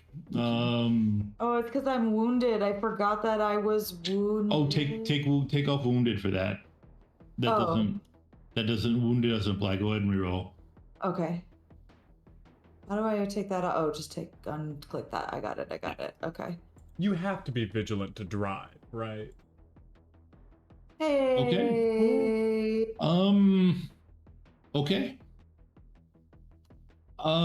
Roven. You guys are driving up the coast, quite a bit away. And Roven, since she matched my grandson's die roll, the spots a boat, looks like at a private dock. Ooh, shiny. I see a boat over there.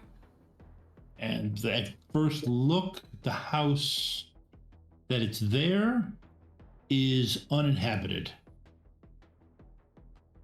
Interesting. Probably a summer home for some rich. Yeah, I mean the security zone you drove into is a little bit higher here, because where you ended up, it is up in. Let's see. That is.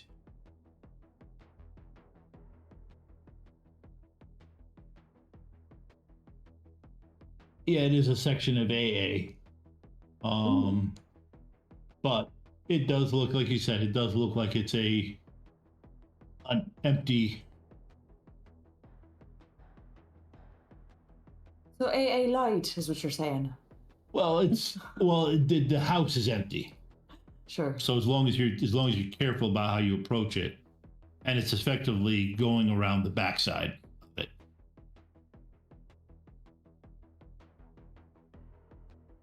Right. Well. Anybody want to steal that nice shiny boat from that empty house up there? Looks like it'd be like steal that boat. But this one we're going to have to be cautious on. Probably doesn't have an X-Guide override. Means that if anybody is alerted that we are stealing this boat, the boat isn't where it's supposed to be, they're just going to shut us down in open waters and come pick us up. Well, generally, yeah. Probably No, you can. You've got techniques that'll override it for a certain number of hours. Yeah. The biggest problem is usually tied into the fuel system, so I'm going to have to work on it and get it open. And I'm going to have to shut it down before it shuts the boat down. On top of that, response times here are going to be a little bit quick, so we need to make sure we go in quiet. Right.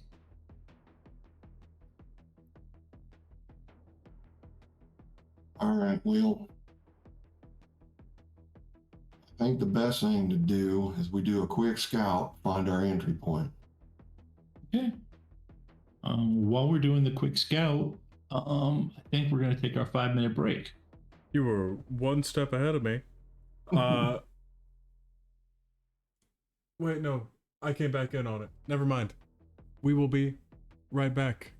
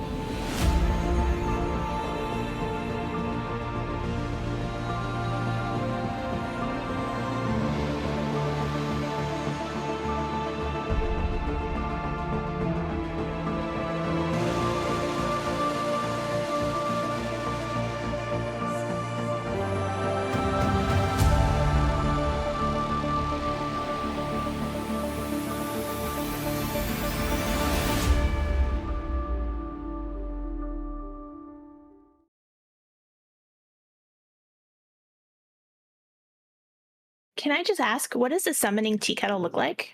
Oh, a summoning tea kettle. It is made out of cast iron that has been painted ritually with symbols in blood, obviously, that are then coated and shellacked over so that they don't flake off. That way it can last for centuries. And we use a nice clear coat, though, so you can see them quite nice, quite clear. We mix in with the blood. We mix in the iridescent paint, so it gives us a nice little beautiful shimmer, especially as it heats up. And as you heat it up, that's where the magic happens, because that is when all of the symbols start to glow and get bright and beautiful. And as the tea kettle whistles, that is the summoning ritual complete. If you have an interest in using the summoning tea kettle, or taking part in any of the other worlds in our games, you don't have to have experience. Just join our Discord, and the GMs will work with you and help you find a game you enjoy. The link is in the chat. Ready to level up your cosplay game? Check out the Geek Forge on Etsy. With a variety of props to give your photos that extra spark, you'll find just what you need. Hold magical fire in the palm of your hand, or take a potion to restore your mana. With a large variety of colors, you can choose your own magical flavor for your cosplay. Bring drama to your photo shoots with these vibrant props and more, all available at the Geek Forge. Are you ready to level up your cosplay?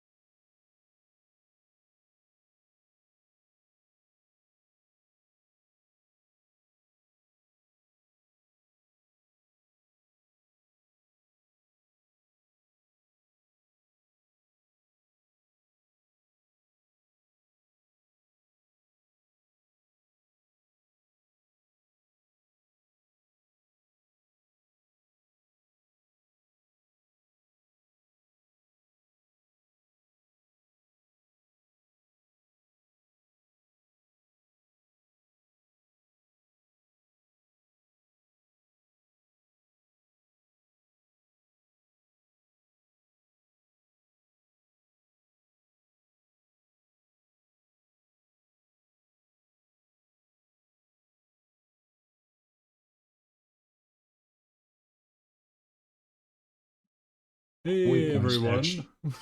Stop. I didn't mute you. Everybody, please make sure to go ahead and you're still not muted. Make sure to drop a Rem PC down in the chat to be entered for a chance to win a full Rift Zone Contact campaign box set worth $159. Back. So look at me. I'm gonna tell you to just stop back. I never unmuted. I never muted. Okay, 3, 2, 1. Okay, folks, I've accomplished my goals for I've accomplished a lot of goals tonight. One of which was I made Tyler break on screen while doing the thing. I'm very happy that's on another Twitch channel that he doesn't have rights to delete stuff on, so I can grab the tape of that. Folks, it's the little things that you just gotta find happiness in. However, one of the things that's a big thing is typing in, like you said, like he was trying to say as he was losing it, it was typing in Rem PC for this gift and for these players sneaking their way to steal some poor, unfortunate rich man's boat. Sorry, just to say, this is also your last chance to do so. Just stressing that. Free entry, whole bunch of stuff. Yeah, and this is the player's last chance to steal a boat this stream. No pressure. No pressure at all, though. I can't just wait until this all goes wrong after I made that big speech. Well, the funny part is it'll be you blowing the stealth roll. That will be the funny part. Oh, it's gonna be great. It's gonna be glorious. Okay. Ava, were you gonna do a repair roll while you guys were getting set up so that you could see what you could have gotten fixed? Yeah. And the rest of you can figure out how you were going to sneak onto the property. So yeah, I'm going to use the same perception, same thing that we did with before, looking for blind spots, cameras, pressure plates, tripwires, all that kind of stuff, beams. Wow. Okay. And my grandson's die came through for the players. Okay, go ahead and give me that. Perception. Now, how long is repair rolls interval? 10 minutes, because I have golden screwdriver. Okay.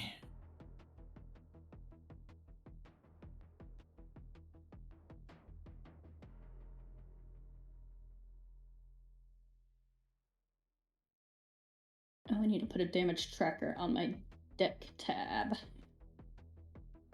Okay, I would say you probably would have 30 minutes. Ooh, and figure out how many. Yeah, and Raptor.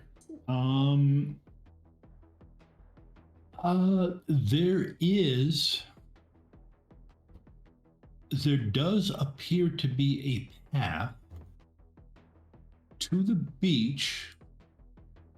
It's not on this person's property. It's one of those situations where, when you look at it, you see these pristine, this pristine lawn that goes back. And the security covers right to the edge of that. But if you take a look on the matrix as to what the actual property is, the actual property goes about another 2 feet. And that has been let grow into some rough bush and stuff like that. Trees. It's a line of trees, and there's underbrush and everything in there. About 2 feet, and your best guess is that that section isn't covered. And if you look at it just right, you actually see a pathway through it.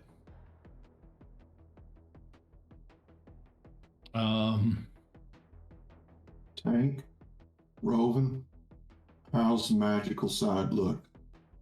I think there's a path, and I'll point it out to them right through there. We can avoid most of the cameras. We've got a lot of tree cover. We can get right to the water's edge. And if only you go, I can send the spirit to conceal you. As long as there's no other spirits around, as long as they don't have to, go away area. Let me take a look. Wait, I just gotta squint my eyes and see what I can see. Squint. Oh, I can't see. I squint a little too hard. That's. Well, just squinted so hard and closed your eyes. Right. Yeah, I was like, oh, nothing. I don't see a thing. There's no. Since it's a new scene, hunting a new thing, I'm going to throw my entire pool into it. Oh, wow. Okay. All right. Yeah, there's definitely a trail through there. You can see astrally. You can see astrally where the bushes have either been. Actually, with that many hits, you can see, at least at the beginning, it looks like they've been kind of cut cleverly so that you don't, like, if you're looking at it straight on, it's covered. They kind of cut it at an angle and then turned is what you think they did, but it doesn't look like it's just something where, like deer that are making a walk, they would not do it that way. It looks like somebody intentionally has made a path down to the beach based on your astral, and the fact that that's something that your character would have been familiar with spotting. I will say I found a path to the beach, but that's not important for us getting into the house as much as it is that there's nothing in the astral going on. It's rather quiet, and so yeah. All right. So we can get a spirit to help conceal us. That'll help us on the approach. I'm gonna need somebody on that boat to help me get rid of that X guy. I raise my hand. We definitely need to get you there, Robin, because you're the only one that can drive it. All right. Can I help with the whatever you're doing with the doohickeys and the mechanics of it and all? I can bring some extra chewing gum. You need a little jerry rigging help. Absolutely. Right. All right. Well, the spirits can sail the two of us. That's what I was checking. I asked it. Spirit, are you able to conceal the both of us? Give me 1 second. I'm looking up the spirit power of concealment.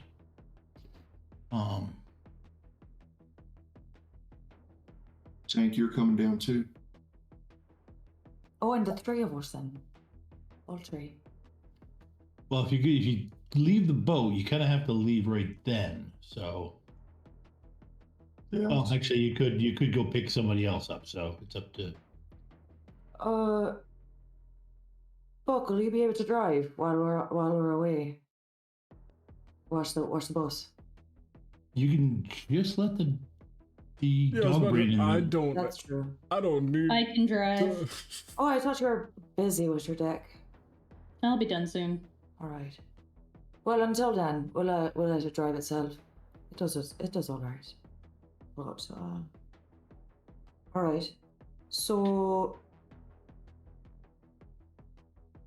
looking for a little rain cloud concealment action, but there it is. Or something. Okay, so critters with this power can mystically hide themselves. Okay. Concealment could be used a number of average metahuman size, body up to 5.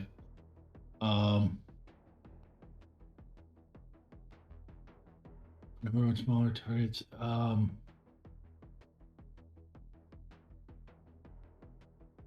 Okay, equal to the critter's magic. Okay, so yeah, so the magic of this is 2, so it can keep 2 people of a body up to 5. If anything body over 5 counts as 2 targets. So this spirit of force 2 could conceal 2 people. So I'm thinking he conceals the 2 of you. Right, because you're sneaky on your own, right? I'm pretty decent at it, yeah. Right, I'm not. I need a bit of help, to be honest. Tank, what is your body? Being a tank? All right. 8. Oh no. So it can conceal. It could conceal tank, or you also could summon another one. Oh, I suppose I could. Yeah. And out of character, I have an agility of 5 that I boost to a 9, and I have a stealth of 2, so that gives me 11 dice. So he's actually got a better stealth than I do. And if we go into a new phase where the edge repeats, I'm just going to throw my whole edge pool at the first roll. Yeah, so I'm on 14 dice for stealth, so he's almost as good as I am. Okay. So we definitely need to conceal you. I'll just hide in my little rain cloud over here on my own.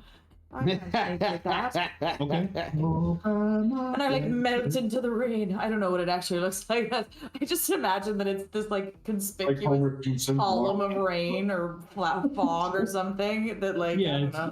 It's just a bit of fog that, especially this close to the ocean. Yeah. Okay. Then go ahead. Whoever's sneaking to the boat, give me a stealth roll. Stealth plus agility. Now, how does this work into my mechanics for the dice roll? Me being concealed. Do I add the spirit's force rating to my dice? Or magic. Okay. Visibility improved. I believe it just adds. It affects their threshold. Oh, okay. Adds to it reaches a threshold for the open tab. What is it supposed to be stealth? I have stealth and intuition. Oh, because you made me roll something special. It's got to be stealth. Stealth and intuition when you're driving, but it's stealth and agility. Okay. Yeah, it's stealth and agility because you're walking through the.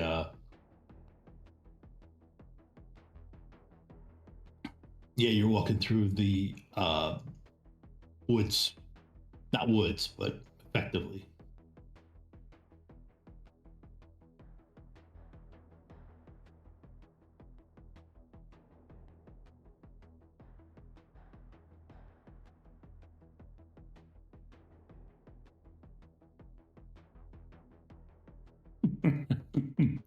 I kind of love this. You gotta love it when books bounce you to 3 different spots to find the actual spot. Technically, I had to bounce to 3 just to make sure I had this right. Yeah, what it does is it because it's a 2, it ups everybody who's watching has to get 2 better. 2 hits more than the average hit to spot you. So, which in reality equals probably an extra 8 dice for you. Okay, so tank is 1. No. That was me boosting my agility. Oh, that was boosting. Okay, Raptor is 5, you're 7. Robin is 3 plus threshold. 3 plus the threshold of 2, so basically 5.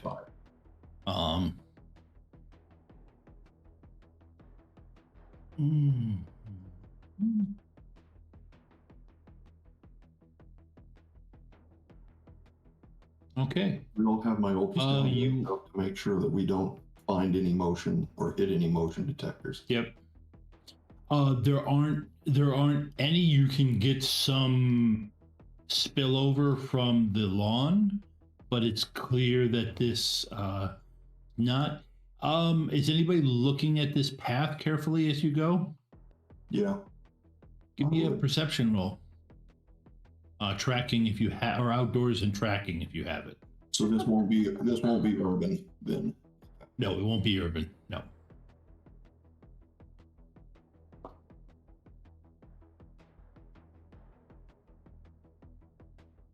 Can I roll too?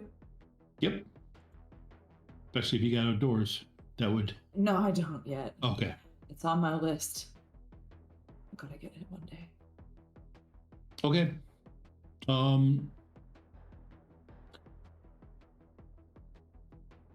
Raptor? The tracks that are here appear to be high heels. They're not recent, but it looks like somebody who regularly walks here is in high heels. I'll point it out to the others and then use my transceiver with sub-vocal mic. Yep. To tell them somebody in high heels walks down this way quite often. Does it look fresh enough that it was within the last hour or so? Because otherwise, I actually didn't see anyone. Yeah, Not just look fresh, but somebody comes down to the waterfront quite often down here. Okay. So we just gotta be careful if we hear high heels. It's not like there's gonna be candy out here or anything. Wouldn't that be something? Please tell me Candy doesn't have a summer home in this area. I'm rolling the die. I'm rolling the die. Oh no! Take away all your die. Trick or treat. Okay. Everybody makes it down to the beach area, and any sensors appear to end at the water's edge. So if you walk through the water, if you like wade through the water, you'll be able to get to the dock. Does the dock have like a light on it or anything like that? Not currently, no. Okay, so it's all shrouded in darkness then at that point? Yep. Yes. Perfect. Yep. So yeah, we'll get to the boat then at that point. Oh yeah. Okay. While those two work, I'm just gonna keep a lookout. Okay. Tank. See if you can find some sort of an oar or a paddle. We don't want to start this engine up and alert people until we're far away from the shore. If I can't find an oar or a paddle, I'll find some rope. Okay. So, because I can pull it out myself. Yeah. Or push.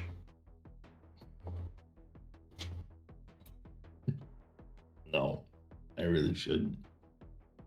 Well, you find a paddle, but probably not the paddle Raptor's asking for. There's a cardboard box inside the little shed. There's a paddle in there, some leather pieces, some spiky things, and I'm just like, huh? Pulled out the thing of leather and spikes. Uh-huh. There's Bad Dragon on the side. I'm just gonna slide it to one side. Yep. Clean out the door. I haven't found any paddles. Yeah. You do find a long pole. Fantastic. Exactly what I need. I bet it's one of those things you use to clean a swimming pool with. No, it's actually a pole you would use to do exactly what you're thinking of. Awesome. It's if A push-off somebody a push-off pole. If somebody was trying to get the boat out without it making any noise. I'm gonna go ahead and start untying some of the moors. Get the lines undone. Well, that's part of their work because those are all locked in. Are we moving over to the engineering and agility rolls? I would say yes. Bases and We stuff. are. Yep, we are at that phase of the thing in Double Clutch where it tells you how you can steal vehicles. Which if I'd been smart, I would have had up already. Oh, I thought actually. Nope.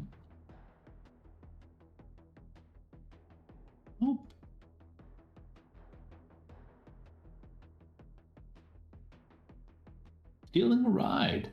There we go. Okay, so stealing a vehicle is common criminal activity. It should have popped up for you guys on Roll20. How to do it. It's effectively a engineering plus logic versus the pilot plus anti-theft times 3.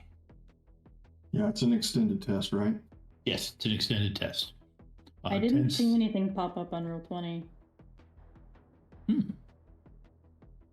You did not. Let me...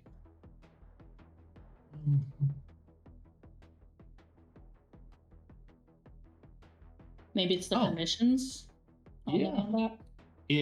I forgot. That thing can only be wow, that takes me back to season 1. There you go. Can you see it now? Yes. Yep. Yeah, no, that was Mr. Bell from season 1. I used that to teach him how to steal a vehicle.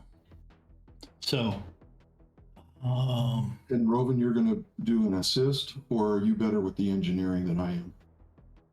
You are probably better with the engineering than I am, but I can give you an assist because my jerry rigging is 7. That's my dice pool. Okay, and I'm sitting at 9 with standard engineering since we're not dealing with a maglock. Yeah. All right, so yeah, I'll take the assist. So then I roll my jury rigging test, right? And then you just add that to your thing. Yeah, I had that many dice. Here you go, buddy. Here's a chewing gum. I take it out of my mouth. Here, you might need this. Right there. Usually do. Here's the other thing though. This is the only scene about stealing it, so it's up to you if you want to re-roll all your failures and use 4 edge. That's it. Yeah, I will. I'm gonna use my 4 edge. That's a good idea. Just kidding. Maybe. Let's see what happens. 3 is better than 1. 3, so I can take the whole on that one. Yep. And so in Roll20, I noticed that Ava, you were doing an extended test through Roll20. How do you do that? On your character sheet, at the top, there's underneath all the toggles, the very left-hand side one that looks like I don't even know what to call that. The one to the left of the die symbol is an extended test. Yeah.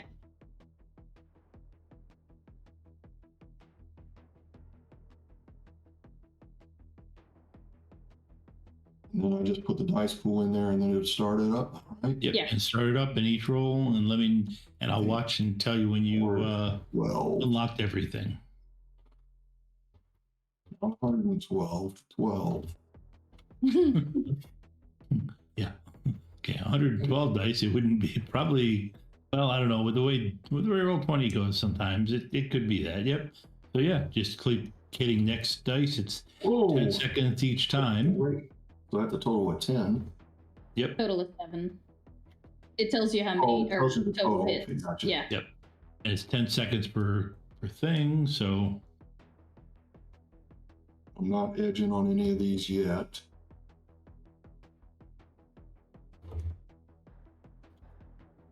I don't think you'll need to. Well, Okay. that's cool. Getting low. That did it. 21 was the threshold. Okay. So I did it on the 6th thing, so about a minute. Yeah, took the both of you about a minute to get through. Yep. Yes, you have hit the gone in 60 seconds accomplishment.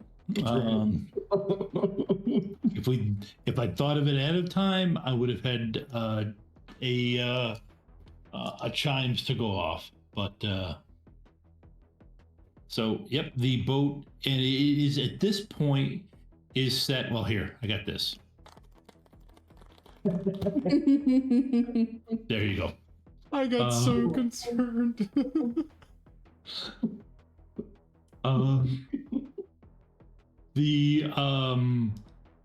Yeah, so grid or any kind of anti-theft stuff is defeated for a certain number of hours. Okay. So you can get away. However, Tank, go ahead and give me, I would say, an athletics roll to pull this thing out. Athletics plus strength.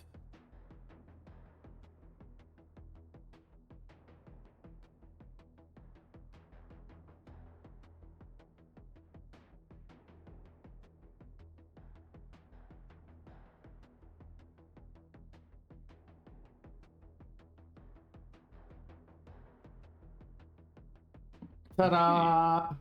Yep. Give me one more roll and then give me a memory roll. Does the pole assist me in any way of pulling this thing out? Yeah, I'm factoring that into the threshold. Okay. Because I've done it without the pole and with the pole. So okay. I know the difference in the difficulty. It's not a new scene. I get one on the second one. Yep, no, that's fine. It's still, this is not the type of thing you rush, especially since you're trying to be quiet. Oh, Give me a memory roll though. Dos, mi amigos.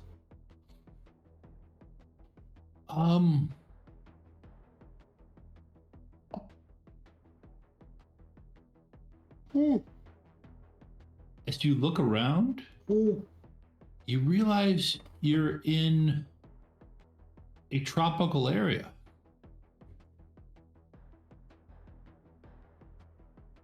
As in, I mean, you're doing the same. You're pushing a boat out, like that. Looking down, your clothes look different. Yeah. But you're pushing it out, and it's definitely much, much hotter and humid. And you really don't want to know what that thing is that seems to be crawling up your lower back. But you got to get it's your job to push the boat out while Gears is getting the engine fixed so that Text can drive you guys out of here.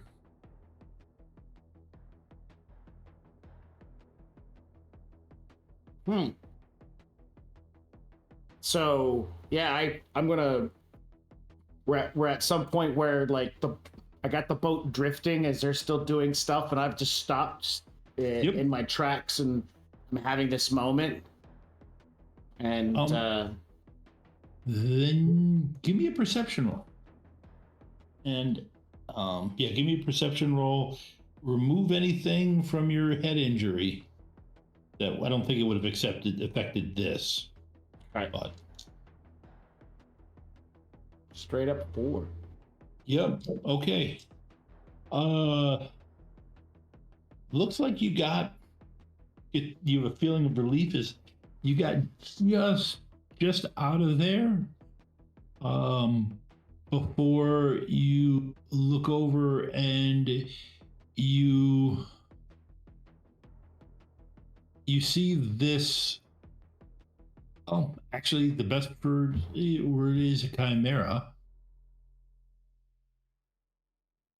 on the beach,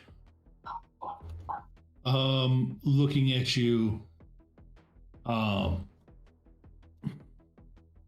clearly annoyed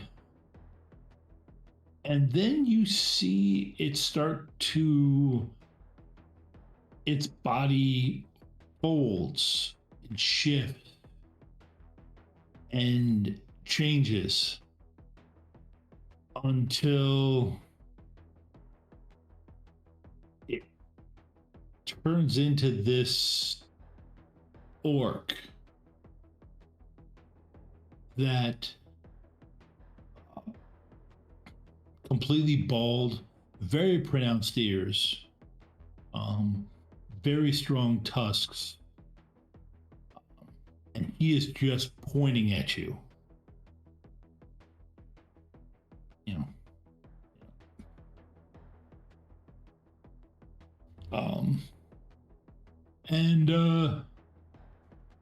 And then at that moment, you feel the boat shift under you as Raptor starts the motor and starts. And it's nighttime again. I'm not on an island, and you're not in any kind of tropics. You're back in the cool breeze of Seattle, and in your normal clothing.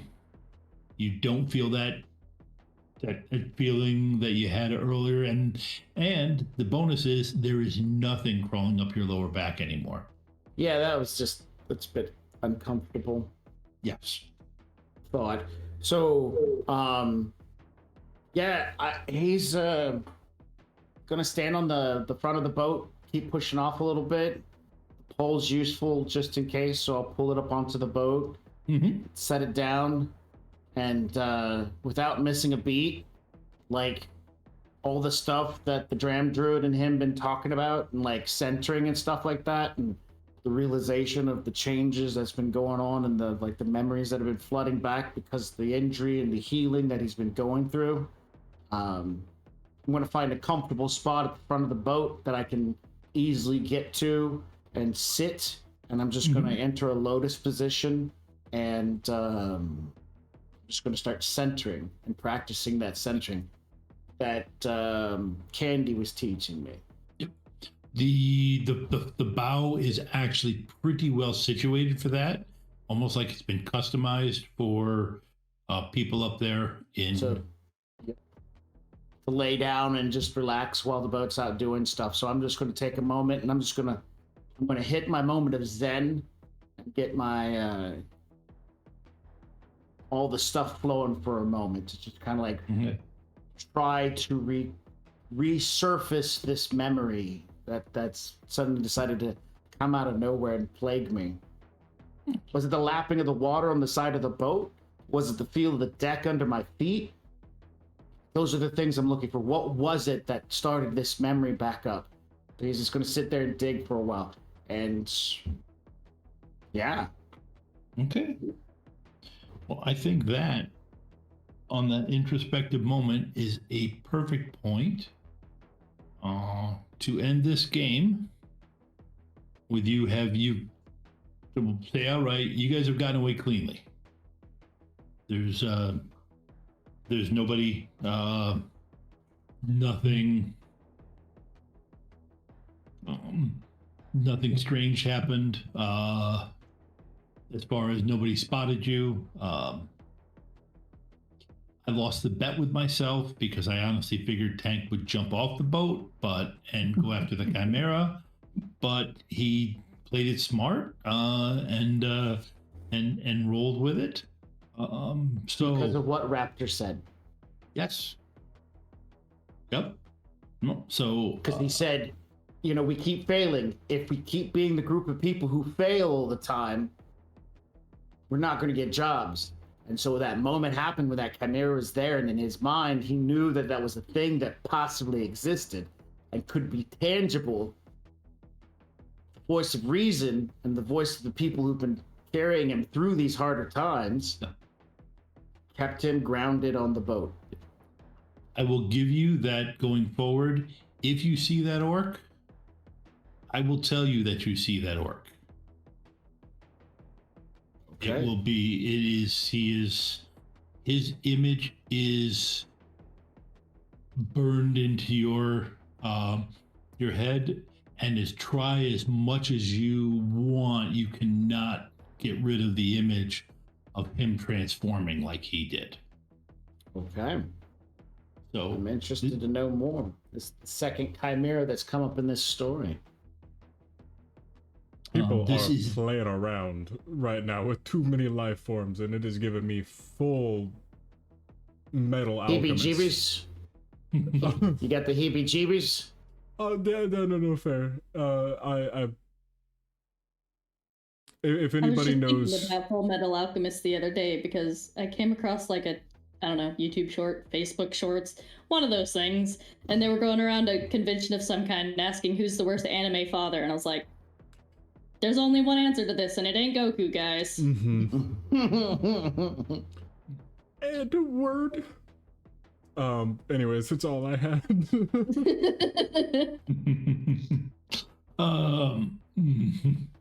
Well, I guess at this point then, it's probably time to go around and see what people have going while Tyler does the check on roll on Rem PC to see who wins. Now, because this is a full pledge, and it's not like, of course, it's getting fulfilled as the Kickstarter gets fulfilled, but it's probably the highest value item we've ever given away, and I wanted to set up more stuff before implementing this into our everyday, and make it pretty. However, tonight, cutting over to it, we have a nice little wheel. So everyone, just tell me right now, if you do not see your name on this wheel, speak now or forever hold your peace. Oh, I just saw Tyler, Big Brother in chat. I'll give them a second because I know there's a delay. Yeah, it definitely beats. I won the Interceptor game from FASA a while back, and this beats that value. By a bit. Yeah, I mean, on the Kickstarter it was 129, but whenever it actually goes out to retail, it's planned to be just about 160. Yeah. Yeah, no, don't worry, Billy, I got you. Okay. All right, I'm gonna call it. I think I got everyone. I had to skim through people who, put it in during the interview, and obviously I don't know how to read and talk at the same time. All right, and spinning. I got it set for 20 for dramatic effect. Ah.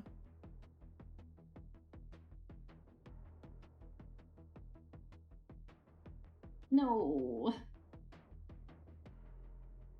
Oh. Woot. Clockwork Tuba, you got it. Oh, so close. Good work, Joe. Good work. Woo, go Joe. Go Joe. I never lose. Listen, I can't say that. I have a book on my bookshelf that was literally one of these giveaways. Yeah. I know for a fact that no one would ever think that I'm loading anything because I never put my own name in there. So, but I still feel the need to throw that up. Also, dramatic effect. But okay, Clockwork, I already have your address, so no need to reach out. I'll get that sent over, or rather, I'll get that sent over to them. Of course, it's going to take some time for Riftstone Contact to finish producing, but you got it.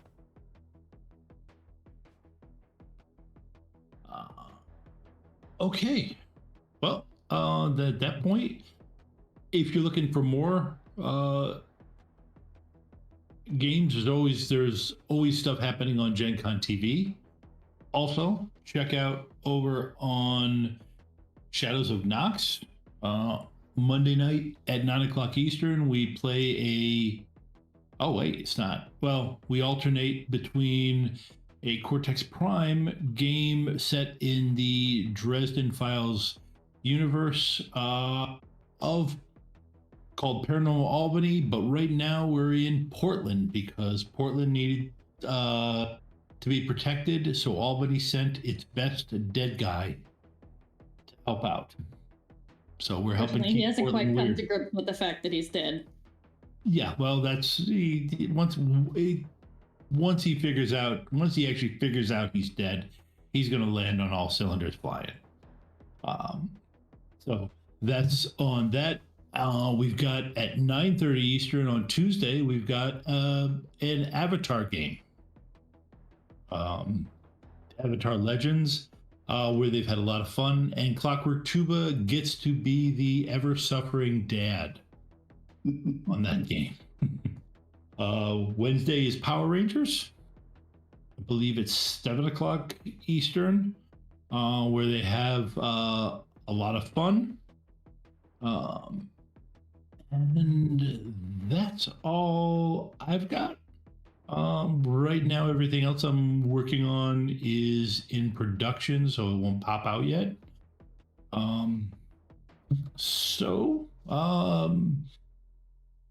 Tara, do you have anything you want to push, like what was that harsh magic thing or whatever? Rough Magic Games. Oh, Rough Magic. Okay. Yeah, Rough Magic Games. If you don't know about us yet, we are Rough Magic Games. I work there, so does Max. We run games. We play lots and lots of different kinds of games. Do you want to play a game? Also, special shout out, if anybody out there is watching this and feels really strongly like they would love to run a heist on some big corporate giant and cause a lot of chaos and property destruction, hey, hit me up. I got a game that I would really like to run and I need some players to help me make some chaos happen. It's just very cathartic in these times. Shout out to you out there. And you don't have to play my game, you can play any game. Just reach out to us. We're on roughmagicgames.com. Find us on Instagram, all of your social medias. We're also in the bars in your cities if you're in Chicago or Jacksonville or Detroit. And if you want us to be in a bar in a city near you, you could tell us that too. Hope to game with you soon. Thanks. Max, you got anything else? Oh yeah, Sounds Tara covered the. Oh, yeah, of course. She got a lot, but I'm Max of Rough Magic and Original Box Set. We have a Discord channel, and every other possible Tuesday we do a small stream.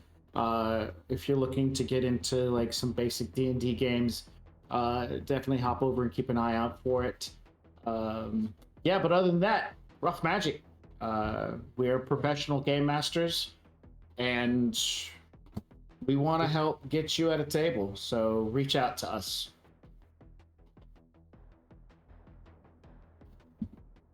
Okay, that leaves Ava. Anything that I didn't hit? Couldn't tell you. I've zoned out for the night. I did not hear anything you said, so no. Okay. I do. Red? So I'm Red. I do a lot of conventions as a GM for Catalyst as well as the Wrecking Crew.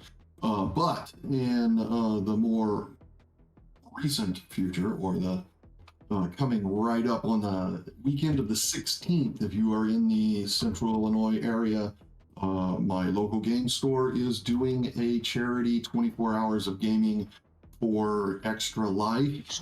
Extra Life does a lot of gaming events and stuff, so you can also check with them. You can donate to Extra Life, which is helping out the Children's Miracle Network. They will be auctioning off a game in my local game store for an Anything Goes game, where you literally choose whatever game you want your character to be from. You will use the rules of your game, and I will interweave all of these different game systems together in a weird, wacky game where you get to play whatever game you want to with other people playing their games all in the same world. So hopefully that's going to be a lot of fun. And if not, check out Extra Life, give some donations, help out the cause.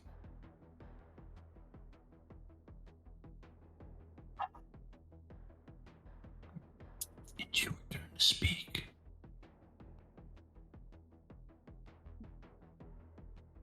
They hear me too much. Well, before the kids but you're even running have tech, to so. before the kids even have to come talk to you, they already spend an hour with me.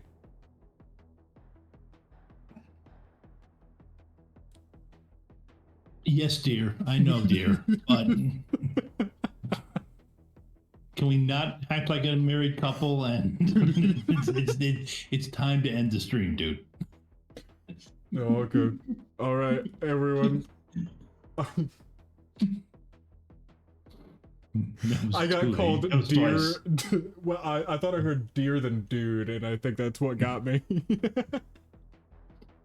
Oh, the first one was dear. The second one was dude. It's okay. The swap up got me, but everyone, glad to be back. And of course, we hope that everyone has a great rest of their night. We'll see you later. Good night, everybody.